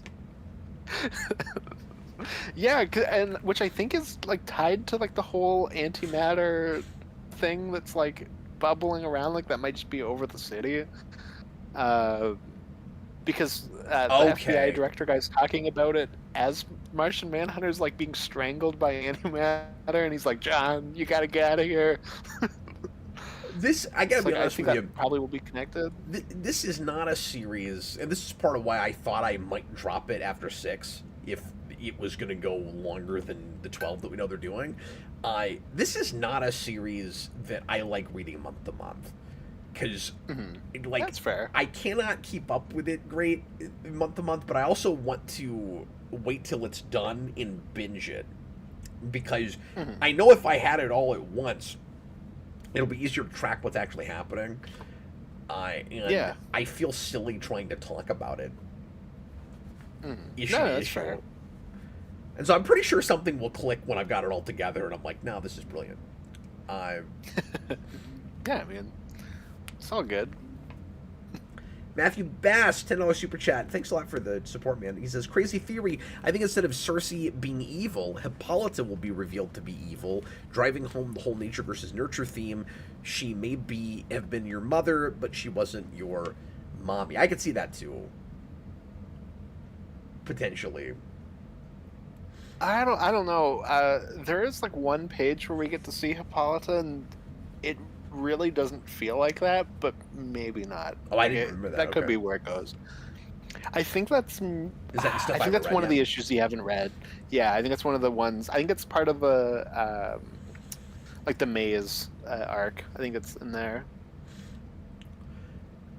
This is neither here nor there, and I told you about this earlier, but I did think it was kind of crazy that and we actually had 2 or 3 goddesses name dropped in this, but one of them is Artemis, and that's the name of my dog that just passed away last week. We lost one of our dogs last Friday, and our dogs are Apollo and Artemis, and the timing of that was really weird. Yeah, that is very bizarre. No, and the Artemis thing kind of made me laugh with that because, like I said, the cheetah thing had been kind of spoiled for me, and then it opens with her fighting Artemis, and Artemis turns into a big cat person. Yeah. And I was like, oh, we're setting up, like we're gonna get cheetah in a minute. So here's a flashback to her fighting a big cat woman. Yeah, which has nothing to do with that except just it's gonna be a cat. Yeah, exactly. So it wasn't really like a paralleling thing, but I don't know. It kind of made me giggle. Well, I didn't have any other major singles that you didn't read, Austin, besides Casey Jones 4, which that's a nice cover. Yeah, it's really cool. This is getting. This is better. I mean, I think it only has one more issue left. I have been lukewarm on this series. I do feel like I've read this story before. Like it feels very retready with just other stuff I've read. Where Casey Jones has, we've got like maybe kind of an addiction thing, metaphor for taking steroids or something, where he's got not ooze but something. I don't know if it's supposed to be related to that. I think it's got to have something to do with mutagen. But anyway, he's gotten his hands on a substance that's kind of buffed him up, and he's having a little bit of a kind of black costume arc where he is not fully in control of his own faculties, but he thinks he is, and so we're doing that whole thing, and like it's fine. But anyway, I don't have a lot else to say about it. I kind of want to wait and see how the thing ends. But it exists. It exists. Yeah. I'm not hating it. It's whatever. Like I said, I have a couple of other issues that I just haven't gotten yet. That came out last week, but I read digitally and talked about those already a little bit. I caught up with Voyager Homecoming, and I've already talked about this in our top 10 series from last year video, so I won't get back into this. And I read this in digital before I got it, so I have already read it, but I finally got my hands on a copy of it. And that ends next week or the week after, I think. And then after that, just a couple of back issues I bought. Last week, I bought some 90s Catwoman, and so I thought I would do more of that. So I got Catwoman 45. It's always fun when they do the sort of micro issue thing where it says 1 of 1. Like, thanks. This is a one-off story. Oh, good. It's the 9 Deaths of the Cat. So it's a bunch of Catwomans with skeleton faces. It's kind of a cool cover. I'm doing the same thing with Catwoman right now that I'm doing with Birds of Prey, where I'm just prioritizing covers I think are cool, and then eventually I'll fill in the rest of it. They've got quite a bit of this at my shop right now, so I've got kind of a budget I stick to, and if I've got some extra cash left over, I get back issues, and so this is what I'm doing right now. And then Catwoman 31, because it's got Azrael and Catwoman in a weird, like, snow outfit. Reminds me a little bit of that, like, snowy night owl suit from the end of Watchmen. I don't know why she has that, but it's funny. And then I took my daughter Selena with me, and when I bring one of the girls, I always let them pick out a back issue. So Selena picked Superman and Bugs Bunny #2 from, what, 2000? Yeah, I didn't even know this was a miniseries. But I have #2 of it. They made 4, apparently. So I bought that, because that's what Selena picked. Anyway, so that's everything from last week. Oh, very good. So, Austin, do you have quite a bit next week like I do? I think I have, quite a bit. I think I got a busy week. I think the week after I counted like 8.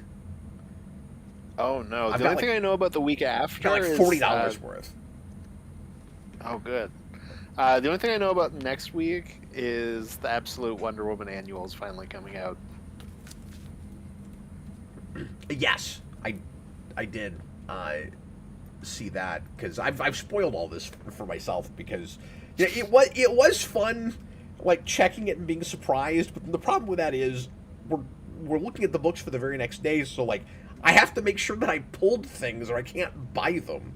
Like, you don't have to worry about that because you're just reading digital, but if I actually want the book shipped to my shop, I have to make sure that I've looked at it ahead of time. Yeah, for sure. They're doing a Sonic Crossworlds one-shot, and so I ordered that. Oh, okay. So are they going to be like racing, like in carts in the issue? It looks like it, Austin. I don't know how you make a story out of that, but I love that game, so I bought it. What are you gonna do? Yeah. Exactly. I'll let you know. It's probably not gonna be the best, but maybe the art will be cool. I don't know. I am sure that is the pinnacle of literature, Cab. I disagree. Is the Sonic Crossworlds crossover? Exactly. Let me set this up again so that you can see panels, Austin. Yeah. So we go on now to cover of the week, and our cover for this week was Power Rangers Ninja Turtles #2. So the first Power Rangers Ninja Turtle series. We are in the middle of 3 right now, which I'm absolutely loving. And that's great, because the first 2 minis I was not the biggest fan of. Just okay. I've got a lot of like little qualms with costumes and things, but I didn't even think the setup for this story was particularly great. That you've got like Tommy basically being Kino from Ninja Turtles 2, where he's gonna go infiltrate the Foot Clan and go undercover, but like not even tell anybody about it. And I'm like, I don't really understand why that needed to be a secret. Like, you might want some backup in case something horrible happens. Like, I don't know, Shredder managing to kidnap you and then steal your morpher and then become an evil Green Ranger? Like, you probably want your allies to know about that if that happens. So Tommy seems like an idiot in this to me, but, you know, whatever. Yeah. What can you do? And then all the turtles have weird masks. Yeah, I'm also not the biggest fan of the art in this, and they all just seem like it's Ninja Turtles, so I can't complain that it looks cartoony. Like, that would be a dumb thing to say. But everybody looks too young. Oh, interesting. I thought it looked like a digital exclusive book. Was kind of what I thought. Oh yeah, that's fair. And night and day compared to the art we're getting for 3, and I think even 2 had looked better than this. But I just think that, especially in close-ups, the turtles look like they're 8 years old to me. Yeah, They just look like children to me. It's very weird. No, and that Splinter face, when I saw that, I was like, ooh. I also think it's funny that, and like, I don't have a problem with this, but it's just amusing given the history of these two properties, because famously, of course, Turtles and Power Rangers have crossed before, and in live action in Power Rangers, because Next Mutation shows up in Power Rangers in Space, and so they are technically canonical in that show. In the space episode, because I don't think you've seen that, Austin, when the Ninja Turtles show up to the Power Rangers are just already familiar with them, like they're famous and they're on the news all the time. It's like, look, it's the Teenage Mutant Ninja Turtles. And then you get into this, and it's probably more what it always should have been, which is the Power Rangers are public, and the Turtles have still managed to stay private, and they kind of play around a little bit with a cool dynamic with that, and the difference in, you know, how they would operate and how they're perceived, in the Turtles being, you know, kind of like outcasts that can't go out in public, and the Rangers obviously have to hide their identities, but everybody knows who they are, and they've you know, saved the world a million times. And then there's also this idea that the Power Rangers just assume that there are no other heroes in the world, because like they're saving the world like every week, and then it's like, oh, there's other people also doing this. Like, I never would have thought of that. Yeah, I mean, if there's something every week, there's probably more that you're not seeing. Yeah, like, look at that Donatello face. He looks like he's 6 years old. He looks like Franklin. That's true. Which, I mean, I guess makes sense. I also think it's a little bit odd that this series, and I like Ryan Perot's writing a lot. He did Go-Go, and then after that he became, like, after Higgins left, and then you had the really awful arc right after Shattered Grid. We brought Perot in to do all of Power Rangers, and he did both of the kind of sister books, and that stuff's all really good. So it's a little disappointing that the stuff is not as good, because overall I really like this writer. But I thought it was odd that the couple of human characters that you have here, like the old friend of Tommy's that he hasn't talked to in a long time, and then the intern girl that April's talking to, are like made up characters. I was really kind of surprised by that he didn't find excuses to bring in people that in a crossover. Yeah, no, that is strange. They could have been anybody. Like, it could have been, you know, this kid that Tommy's dealing with could have been like Tommy's brother, like David Trueheart. They could have done that. Like, yeah, anything really. I just think it's kind of odd. But yeah, definitely. But it's interesting that this came up when we shook the phone, because it introduces Green Ranger Shredder, which I have on stream complained about probably a dozen times. Like, yeah, every time it comes up, I talk about it all the time. And it's a good full-page reveal at the end. Like, it's neat. Like, I get why this is a big deal to people, but, and I'm fine doing, you know, the silly stuff in Power Rangers is Power Rangers. But I do not understand why, when Lord Zed morphs, the power coin would go, you have a ninja motif, so we're gonna make your costume ninja-themed. We gotta mix both designs. It's like in Alien vs. Predator, where they bring in the, like, the hybrid one, and it's an alien with like the mandibles and dreadlocks, and it's like, but that looks stupid. But it's like you have to merge both. Well, if you have to merge both, could you at least come up with some kind of story reason for it? That was my issue with it. Is like, couldn't we have Shredder somehow like design his own Ranger suit and manipulate the Morphin Grid to give it to him, as opposed to just, and we do this consistently through all three of these crossovers, where when anybody that isn't supposed to have a morpher morphs, the Power Coin or the Morpher just interprets their suit based on them. It doesn't ever do that in Power Rangers. Like, that's not how Power Rangers works. You just get the suit that you get.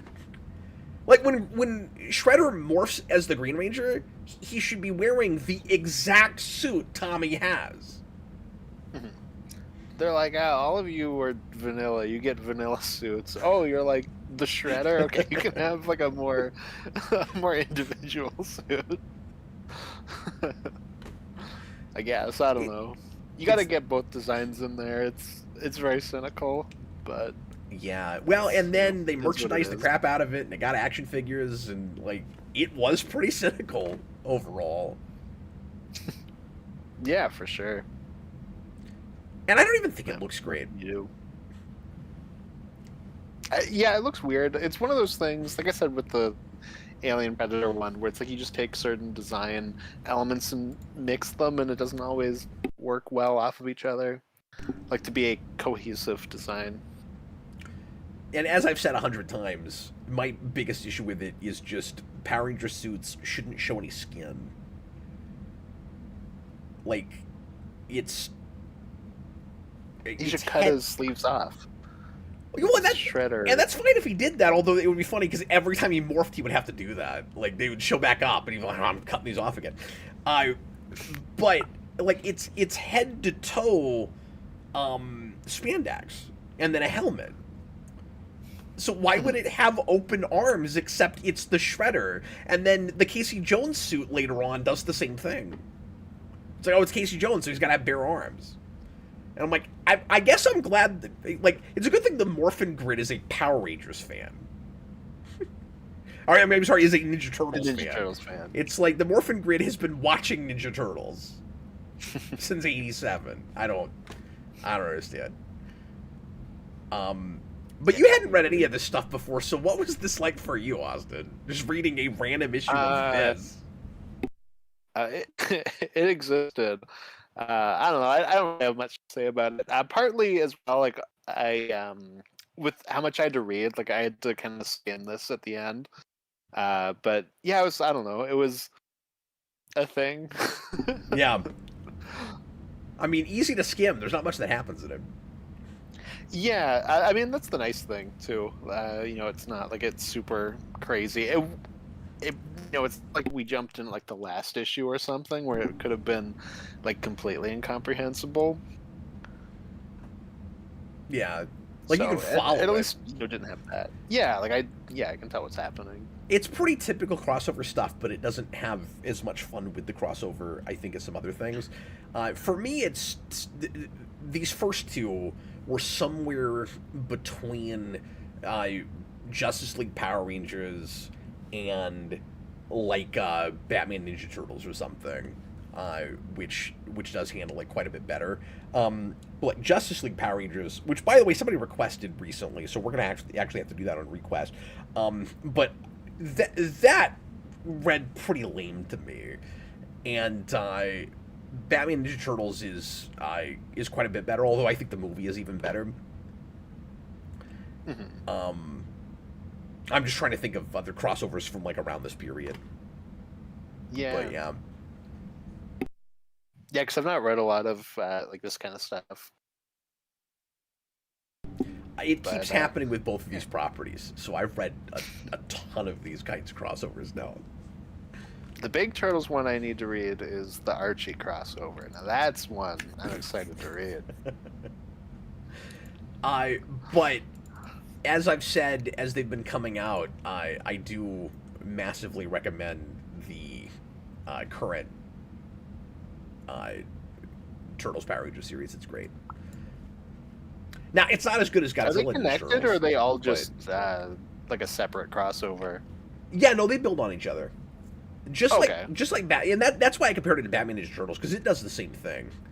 Where like, Oh, okay, I wasn't even sure about that. So yeah, it's a proper trilogy, and this now is too, which is cool. oh, okay. But that third cool. one you can read without the rest of it, and it catches you up pretty well on the ways in which those two universes dealt with each other, in the past. Mhm. I mean, I say That's good, universes. They play them like they're in the same plane of existence, which I also usually prefer, so that we don't have to spend a lot of time on that. Okay, it's time now to shake the phone and find out what we're going to have for next week. And Chris should be back next week, so whatever this is, Austin will not have to read. Possibly mercifully so, or possibly you'll go, well, why couldn't we have gotten that this week? I know what that is. Yeah. All right, here we go. Shake, shake, shake, Sonora. Let's see what we get.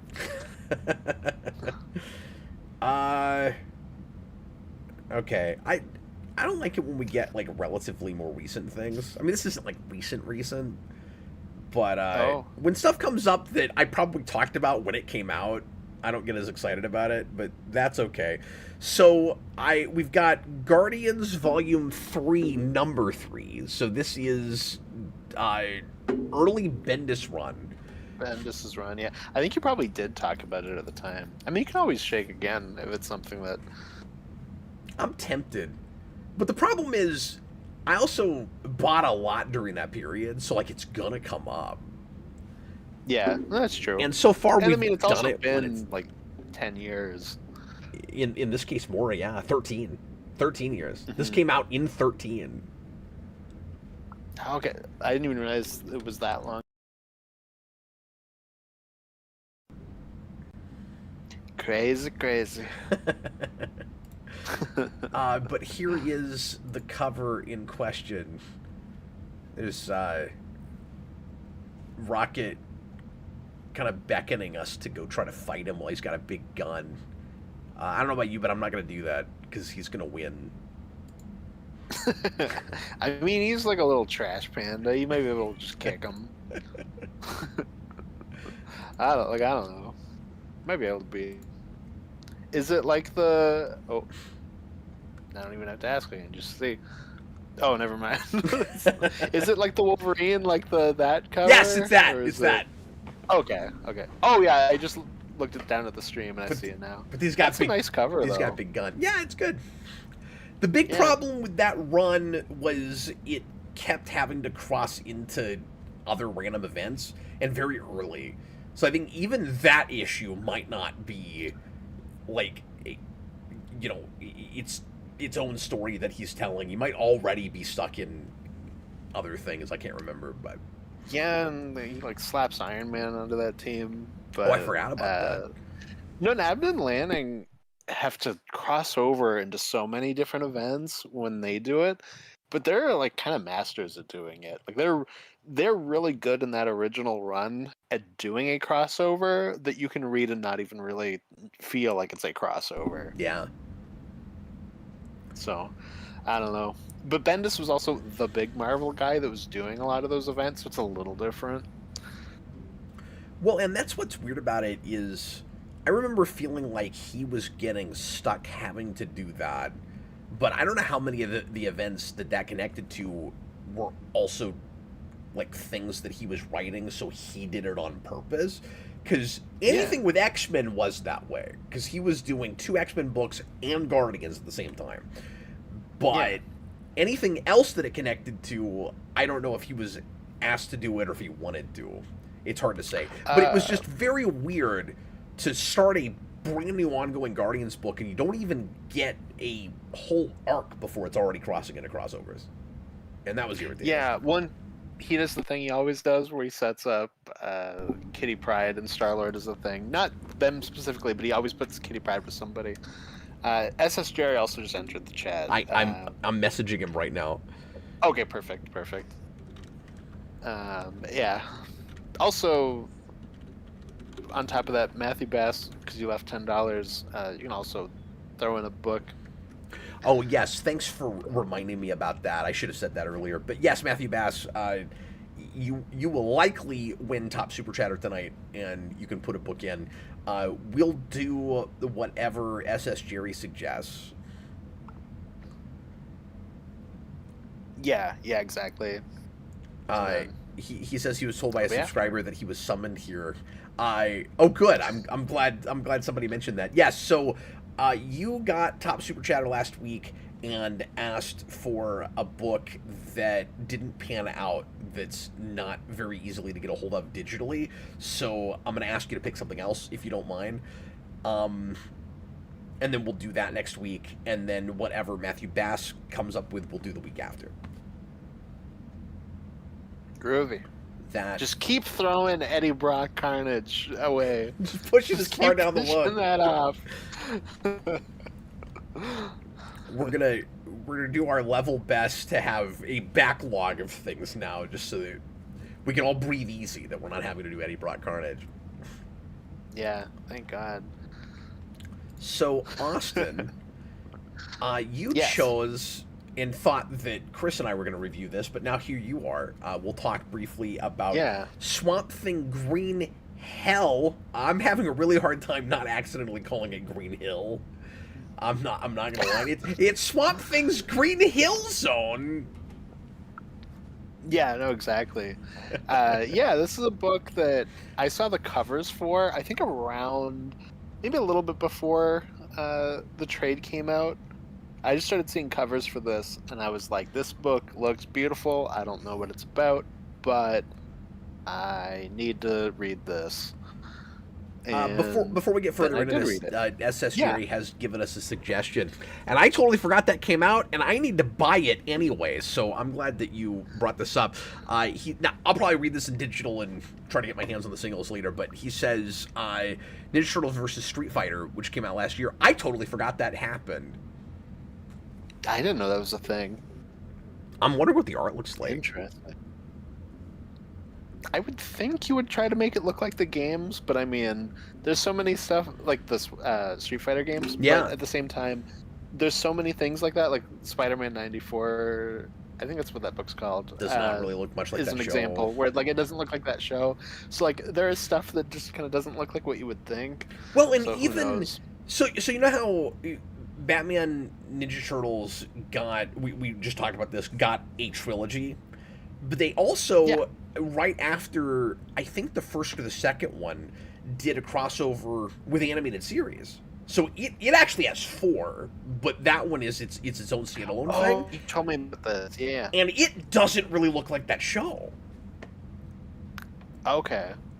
That also has that problem. Mm-hmm. Well, like you can see that it's sort of inspired by it. It does, but it's like Spider-Man '94, where it does not look enough like the thing it purports to be. Mm-hmm. That's unfortunate. And that has such a distinct style that it's like I don't know. It needs to look like that, or it needs to be angular and flat. Like it needs to look like that art. Yeah, definitely. But yes, SS Jerry, thank you for that suggestion, and hopefully that one we can get. But I'm pretty sure we'll be able to. Yeah, I'd imagine so. And now let's get into this. So this is Jeff Lemire, who I usually like a lot, and Doug Mankey, who's always fantastic. And it's a 3-issue Black Label series that came out. Remind me, what year? Did you say 22, maybe? I think it starts 21, and then I think the other 2 issues either come out near the end of 21 or in 22. That's what you said. Like I said, there was a big delay. Give us a breakdown of the situation here. Yeah, so it's kind of a post-apocalyptic type world. We're on an island. The rest of the Earth has become mostly uninhabitable outside of, a couple spots like this. And we have this little colony here, and they get these pirates come in, and they're like, hey, you owe us rent money, and you're going to give it to us. And the people on the island are like, you know what, let's take the fight to them. Let's go kill them. And Meanwhile, Cap's favorite concept on the entire history of the planet, the green, as well as the red and the rot, are all arguing because they're like, hey, the world's a complete disaster right now. We're completely out of balance. It's all humans' fault. Let's just go kill them. It's definitely them. So Yeah, they create a new swamp thing. we've destroyed ourselves. We've Yeah. messed up the planet too much, and it is weird that it takes them this long to decide. Let's just wipe out humanity. You think maybe they would have come to this idea like before we ruined everything? Yeah. Yeah, definitely. But they're like, let make a new swamp thing and have him kill all of humanity, and then we'll be eating good. The red, who is basically life, at least for like humans and animals and whatnot.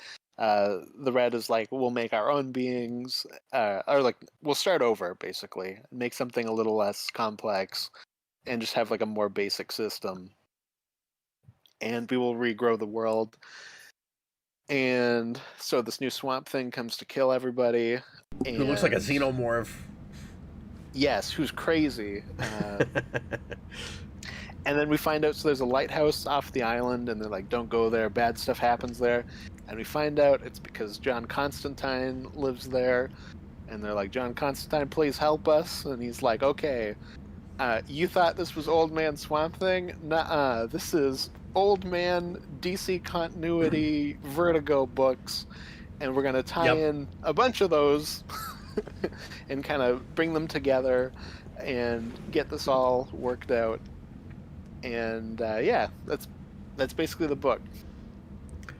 Yeah, that's a good synopsis of the first issue without spoiling too much. So, first of all, the Constantine reveal was neat. I wasn't really expecting that. I didn't see that coming. Once we went to the lighthouse and we got a glimpse of him, I knew immediately who it was. Yeah. I feel like it's supposed to be more of a reveal a couple of panels later, where it's like, oh, hey, John. And, like, immediately I started looking at his outfit, and I was like, he's got that coat and that tie. I'm pretty sure that's Constantine. He's elderly, and he's put on 50 pounds, but that is definitely Constantine. Yeah.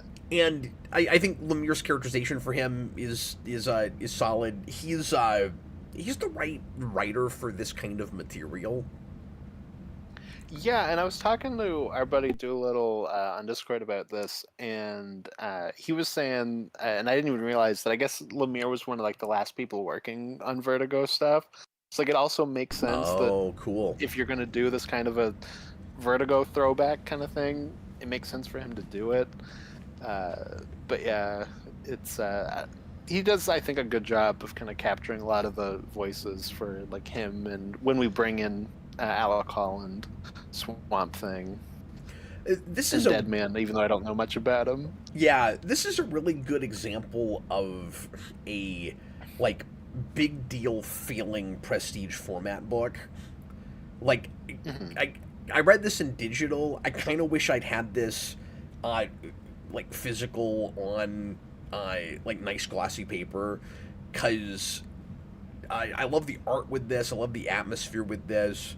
It does feel like kind of a cool event thing that's like a standalone story that pretends like it's the end of a thing. This is very much in that like Marvel The End kind of mold. So we always go to Old Man Whoever, and it's that, but it's also that whole The End thing. My disappointment with it is I kind of wish it wasn't called Swamp Thing, because I don't feel like it's Alec Holland's story enough, and I feel like it's set up too much to be about him. Where like structurally, I don't think Lemire makes it clear enough what the premise and the end game is of this, because at first, when you get the kind of xenomorph swamp thing, I'm thinking, oh, Holland's not even in this book. Like, Hmm. he's long gone, and the Green has come up with this other Swamp Thing, and it's going to be this much more, like, evil, horrifying Swamp Thing. And then it's kind of a reveal that that Constantine is brought in to go basically suck Holland out of his own personal heaven and go, you got to have one more mission, and you may never get to go back to your paradise. And it reads real sad and tragic for Alec Holland. Well, now I feel like it ought to be his book. You you have a whole issue of setup, but your first act plot point is we ripped Alec Holland out of heaven. It's that Buffy season 6 thing. Like she had a perfect life, or like perfect afterlife, and nope, you have to come back because you got renewed for 2 more seasons. That's kind of how this initially reads, and then he has a weird amount of panel time for feeling as buried in this book as I feel like he is. And No, I mean that's fair. that was kind of my big complaint with it. And like, not to Yeah. give too much away, but when you get to the end, he's not even really the character that saves everyone, and like he does his best, but like he loses his powers at one point, and like he's always involved, but he could have been killed off when he loses his powers, and the book would work out exactly the way it works out. Yeah, I was thinking about that too today, where like this could have been called just Constantine Green Hell or Vertigo Green Hell, which would have been weird, but kind of fitting. Uh, but yeah, I mean, he it is definitely, I would say, more about those two, and Constantine's doing a lot behind the scenes. Alec Holland reminded me in this of like the Good Terminator, where you Yeah. kind of have him show up to like pal around with the kid and the rest of the people, but we have more of a connection between those two specifically. And he's there more so as like a first line of defense. Yeah, and it's kind of her book, Yeah. especially by the end, I think.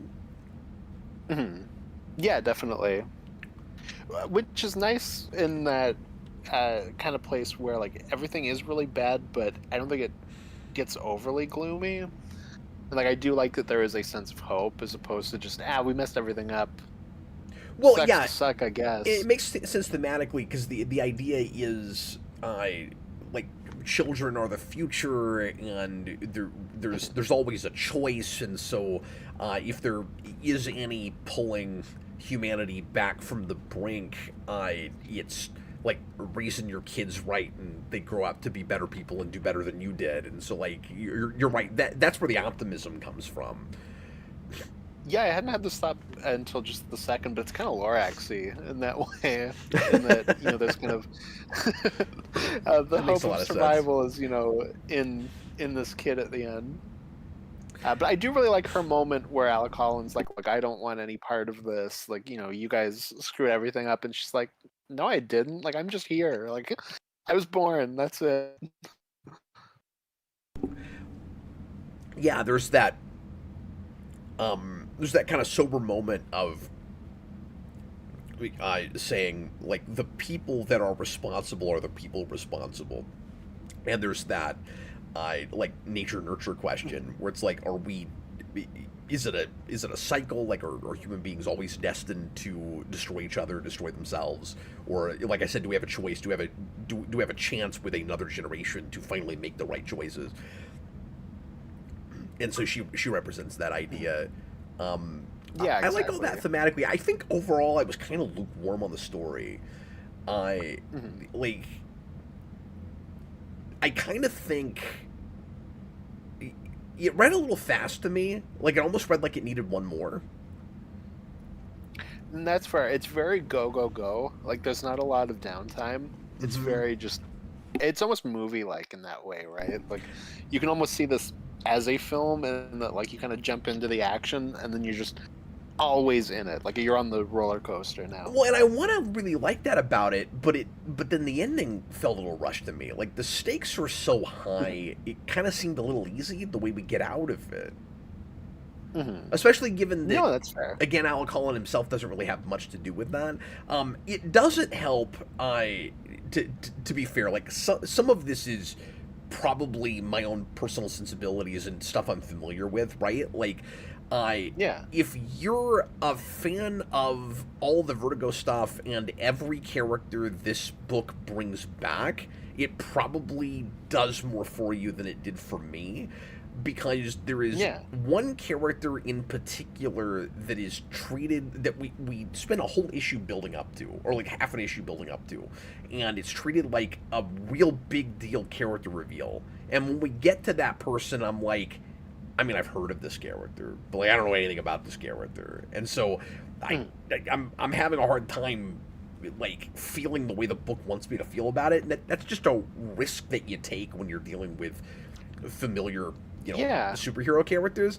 Like, I didn't have that with Constantine because I'm familiar with Constantine, and I didn't have that with Deadman because I'm familiar with Deadman. But there's I won't reveal who it is because it was supposed to be a really big deal character, but almost your Deus Ex Machina character, and I'm like, like, I'm having a hard time caring about this because I don't know anything about this character. No, that's fair. I think for me on a first read, it was exciting in that, like I said, I just knew the covers. So like you, I open it and I'm like, oh, Alec Holland's not even Swamp Thing, and Swamp Thing's the bad guy. Like, that's really fascinating.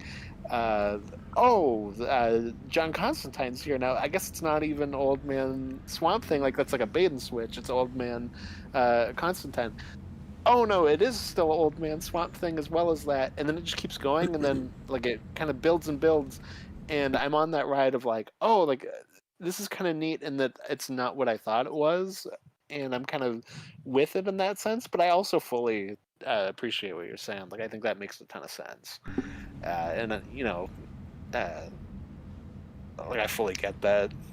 Yeah, it's not a bad read, but I didn't think that the story lived up to the art overall by the end. That is the big thing. Is it's a beautiful looking book.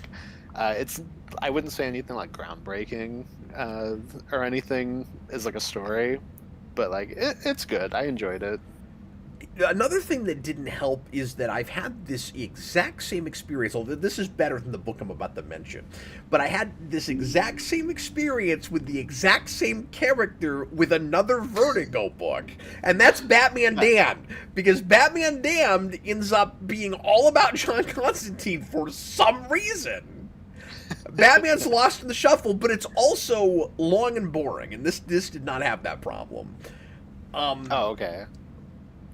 But it was just weird because it's like, now it feels like this is a Vertigo thing. I mean, 2 does not a pattern make, but it's like, why is John Constantine keep showing up and like burying the lead? We didn't get Swamp Thing's junk though. We're missing that from the Damned situation. But that's true. No, that's I mean, true. I think some of it too is definitely just a sensibilities thing, in that the horror atmosphere really plays for me. It's like I really like a lot of that stuff, in a way that it wouldn't jump out at you as much. Sure. Well, like, I'm like fully here for like this kind of tone, and like really enjoying all that stuff. Yeah, but in my defense, that was the big thing but that was the big thing I liked about it, was the atmosphere. I just didn't think the story lived up to the atmosphere. Like, I could have, for sure. I'm just saying, like, I think I might enjoy it more because it's more in my wheelhouse. That's all I mean. Yeah, maybe so, but like, I could have lived in the status quo of that first issue longer. I could have lived with the like I can take this completely on its own terms and still be disappointed. Like, the Xenomorph Swamp Thing is really cool, and I think we lose that too quick in favor of a big army of them. Like, like you mentioned, Alec Holland is like the good guy Terminator. I wanted the T-1000 longer, because that's kind of what he is. No, and he does get taken out too early. I agree. Godzilla, the stakes make it sound enough to make you go, "Where's the Justice League?" Well, there's one of two They're things dead. happening. Yeah, there's one of two things happening there. Either they're dead, or this is a Vertigo world that doesn't have them. Because I think it easily could go either direction. Like, there's no reference in this to regular superheroes whatsoever. I think you easily could be in a world where it's just like the magical Vertigo kind of just like dark type characters, and Superman and Batman never existed. They're like, there's no reason. Yeah, it could be that too. But I think just how far the world's gone, like it makes sense they're all gone. But like you said, it's so just old man Vertigo that we're not even concerned with even mentioning that. So it could just be that these characters exist. It's just the holes that people could poke in that would be, how is John Constantine still alive but Superman isn't? Like, it's a lot easier to buy it as a world where you just didn't have those characters. I mean, I think when I see a world that's like this far gone, I'm like, yeah, Superman, if it's this bad, Superman and like those big Justice League characters are going to be the first people that go, as opposed to like a John Constantine who can evolve into living in this sort of bad world where they're not the big major heroes. Like, we're so far gone that like those people are just wiped out. Like, we wouldn't have gotten here if they were still around, even if they existed. I mean, it depends on what the threat was. Like, the problem is, the idea is we destroyed ourselves. Whereas if it was a big, like, cosmic threat that could take Superman off the board right away, okay. But, like, not to get too in the weeds with it, but if you're gonna make it an environmental story, I don't know where Superman is. If you have you know what I mean? Like, you're right. If the world is this far gone, he probably died. But they told us humans caused this. So what killed Superman? Like, we know what kills him, not very much. Do you see what I'm saying? Yeah, I mean, it's a question I'm like not interested in, but like, yeah, like it's just, I don't know, he's dead. Like, yeah, sure. I don't know. Yeah. I didn't think of it until that guy mentioned it, but I'm just saying. Yeah. Like, I don't know. It's a fair question. I just think I think Lemire is very smart to never mention a superhero. Yeah, I agree. But anyway, it's interesting, and I mean, it's all different creative teams, so I guess it makes sense, but it's interesting how hit and miss Vertigo is. Or not Vertigo, Black Label is. Yeah. No, because it can be really cool, and then there's stuff that's like, ooh, what are we doing?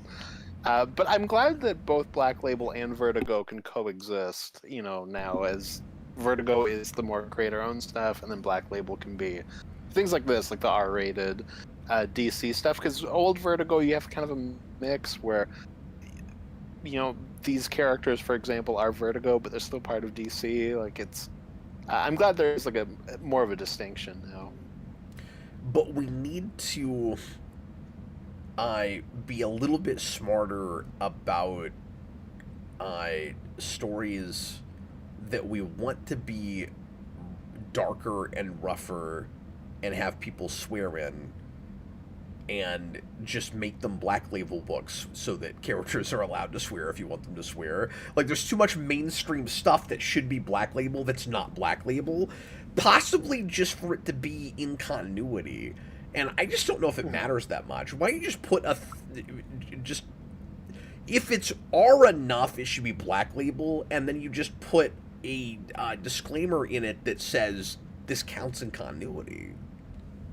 Yeah. Yeah, I guess that's a thing I was even not really thinking about. Yeah, all Black Label isn't in continuity. Obviously, this isn't, but like, you kind of know going into something like this that it's not in continuity. And, but yeah, I guess... To be fair, I am glad that they've been consistent about that, I guess. Like, it is kind of nice that all the Vertigo stuff is either in its own kind of pocket world, or it's, like we've talked about with some things like Three Jokers and like Batman Catwoman, which is the worst thing ever, but it was Black Label, where it counts with a bunch of in-continuity stuff that happened before it, but it doesn't count for that stuff when you go back to that stuff. Like, they've been really consistent about that. But on the other hand, I just don't like reading stuff that they want to be real hard R that they've got to, like, censor themselves. That's so irritating. I don't complain about that a lot. That's fair.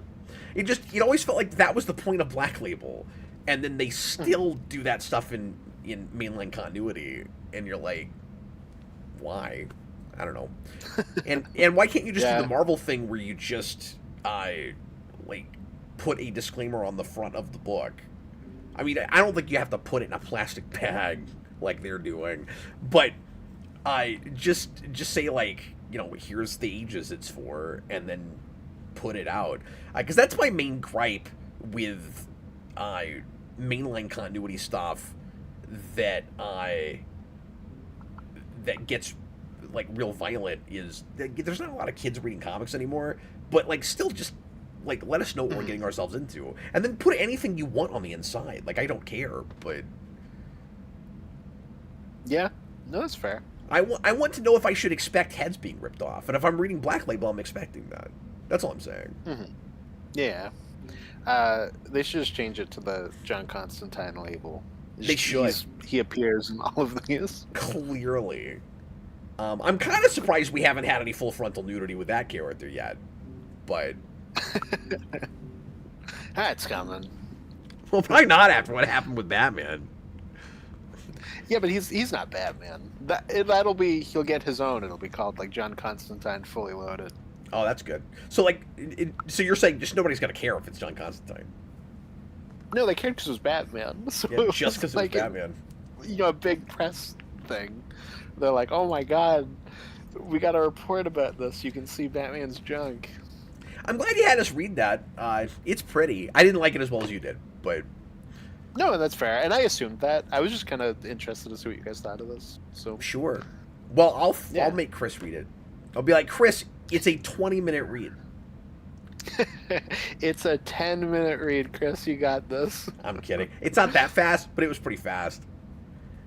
Yeah, it is really fast, yeah. I had enough time to read it cover to cover while I was at the tire place getting my oil changed this morning. Like, it's fast. That's either a really quick read or a really slow oil change. Well, there were a couple of cars before me, to be fair. Okay. It was still only like an hour, maybe. Yeah. It was pretty good. I forgot to mention earlier when we did that Power Rangers Ninja Turtles issue so this was officially the cover of the week, but I happen to have this issue 3 times. I don't know why I bought 3 covers of this, but I did. You were so excited. And 2 of them are slight different variations of a Yellow Helmet cover. I don't know why I bought both of these. It's so weird. Now this one I'm glad I bought. Yellow. Because it had a good A cover. I'm glad I bought that. But I do not know why I have 2 different helmet covers. That's beautiful. It's so weird. You're that excited about the Yellow Ranger being in that book. I'm that excited about. Man, they never put the Yellow Ranger in Power Rangers books. Hell yeah. Well, and that's also an awkward thing that you haven't gotten to yet because we just read issue 2, so you didn't get to the Turtles morphs.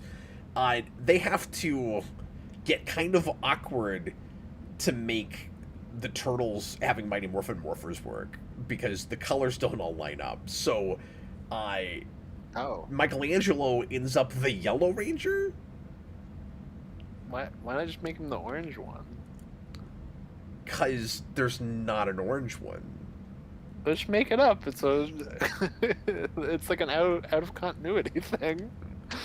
No, I know. Like, I guess to be fair with the story they were telling, I'm not sure how you would do it, because the idea is they took the morphers from the Mighty Morphin Rangers and they're morphing their morphs. So that's why it's those colors. But that's not the story I would have told, because the colors don't match. It's weird. And then here's the funniest thing about that whole thing. They needed a pink ranger, so they had April morph pink. That's what I figured, because I was like, they And don't have enough, so April must be one. so they have the turtles having special turtle morphs where you can tell that they're Ninja Turtles, just like you can tell Shredder is Shredder. But then April just looks like a regular Pink Ranger. So when they did action figures, there's an April Pink Ranger figure that's just a Pink Ranger figure. And that's hilarious. Yeah. Well, it's also funny because April wears like all yellow, but just have Michelangelo be like, "Oh no, I spilled orange soda on my morpher, dude. Oh, it seeped into it, dude." Yeah, or just have him go to the command center and say, Zordon, is there anything you can do? Like, is it possible to just tweak the color? And they found excuses in the Boom comics to have everyone morph one color, like, several times. Like, there's an issue where everyone morphs green, and then in the Power Rangers Pink miniseries, everybody morphs pink. Like, no, you're right. It wouldn't be that hard to come up with something. Yeah, just give April yellow, 'cause she wears the yellow jumpsuit, and Yeah. then have Michelangelo spill Orange Crush on his morpher, and then he's like, "Oh, I'm orange now, dude. Whoa, cowabunga." I kind of like that idea. That's fine with me, actually. Yeah. He just spills soda on his morpher. That's fine. It's like a silly out of continuity thing, so it's like not something you have to be stuck with. Yeah. Like, whatever. And then, like, you give it back to the original Ranger, and then you're like, oh, you just need to spill soda of the correct color back on the morpher, and you can have your color back. Exactly, they pour mellow yellow onto it. And Trini's There you like, go. my morpher's sticky now. This is gross. Why do I have to And then do she that? washes it with water and becomes the clear Ranger. Brayden says he spills Fanta. Yeah, he spills orange Fanta all over his morpher. Brayden, weren't you at one point collecting helmet covers? I didn't think I was actively trying that hard to get helmets. I guess for some reason I did with some of these Turtles covers. I don't know why. Like, I have several helmet covers, but I wasn't like there are some people that were like crazy about those that tried to get all of them, and some of them are the more expensive variants. Like, there are some like $50-$100 helmet covers. I did not go after that stuff even when they were coming out like all that hard. So I don't know, but this makes no sense to me. And not only that I have them both, but that they made them both. What if they're both yellow? Just spill orange soda on one of them. Well, there you go. Then you have two different covers. Oh, it's even weirder. Because, okay, so this is a turtle holding a Yellow Ranger helmet. And this is Shredder holding a Yellow Ranger helmet. I don't understand that. Why isn't it green? I mean, maybe they just don't want to reveal that yet, but why is it the yellow? Like, it's cracked. I guess the idea is, like, he ripped it off somebody's head? I don't know. He's killing Trini. I don't know why they made both of these. Anyway, whatever. There's a lot of really weird choices with Boom Power Rangers. Anyway, thanks for indulging get me me with all multiple colored drinks so I can have multicolored heroes. that. Yeah, I kind of want to write that now. You could probably make some sort of drink tokusatsu thing that is like a parody and enough of its own thing that it can just exist. Yeah, that'll be our tokusatsu thing. Yeah, exactly. Soda Rangers. Yeah, and then like food villains. Yeah, it's perfect. You just make it all like awful junk food. Yeah, exactly. Oh, and the villain in that series would be named Surge because it's right there. That's perfect. And they live in the fridge center. That's good. That's good. Yeah. This is writing itself. It is writing itself, yeah. They're like, oh no, Twinkie-saurus is attacking the city. Go, my drink heroes. You have, like, Surge's henchman is Klondike. Yeah, you have like a monster. That's What shooting would you burritos. do for one of me? Exactly. When you fight me, you're fighting on a mountaintop.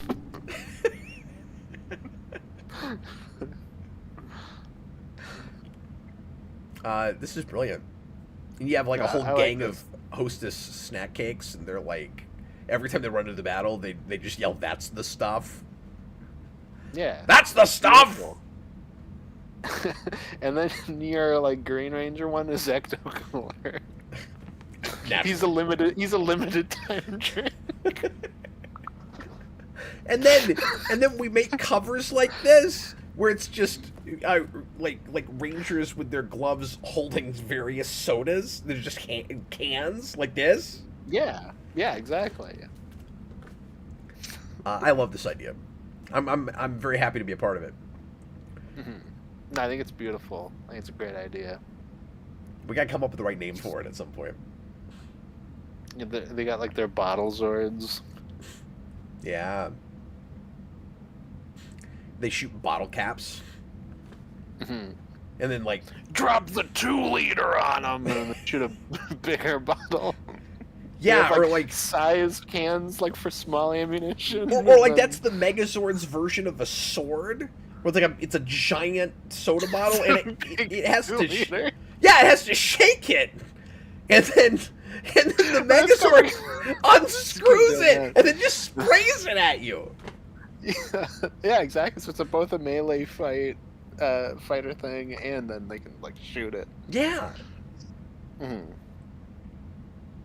This is not too stupid for Tokusatsu, by the way.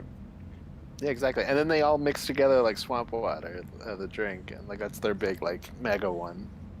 Oh yeah, actually the Megazord should be called the Suicide.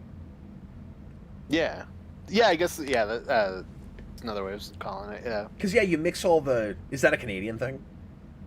It might be. When I was a kid, people called it swamp water. Swamp water. I didn't even hear what you said at first. Okay.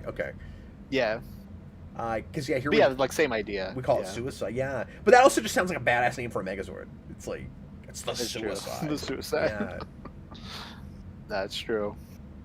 That's a good idea. Well, anyway, thanks for watching, everybody. And we'll see you again next week. Like I said, I should have Chris back. And tomorrow night, Captain Logan Show, and Austin and I will be back with you for a couple more things at the end of the week. And we're doing the first X-Men movie on Friday for the Superhero Rewind commentary project. So join us for that, for the umpteenth time we've talked about that film. But Austin's never talked about it on camera, so that'll be fun. Yeah. You talked about it. Just like a little bit, yeah. Not in a review or a commentary setting. Mm-hmm. No, and I go back and forth on that movie, so I'm interested to see how it'll play this time. I kind of have that too, yeah. Because the last time I wrote about it, I found a lot more meat on the bone than I had before. So I kind of expect to watch it this time and be like, "There's nothing happening in that." Why isn't explosions happening? This is boring. This has the villain plot from Amazing Spider-Man 1. Why is that?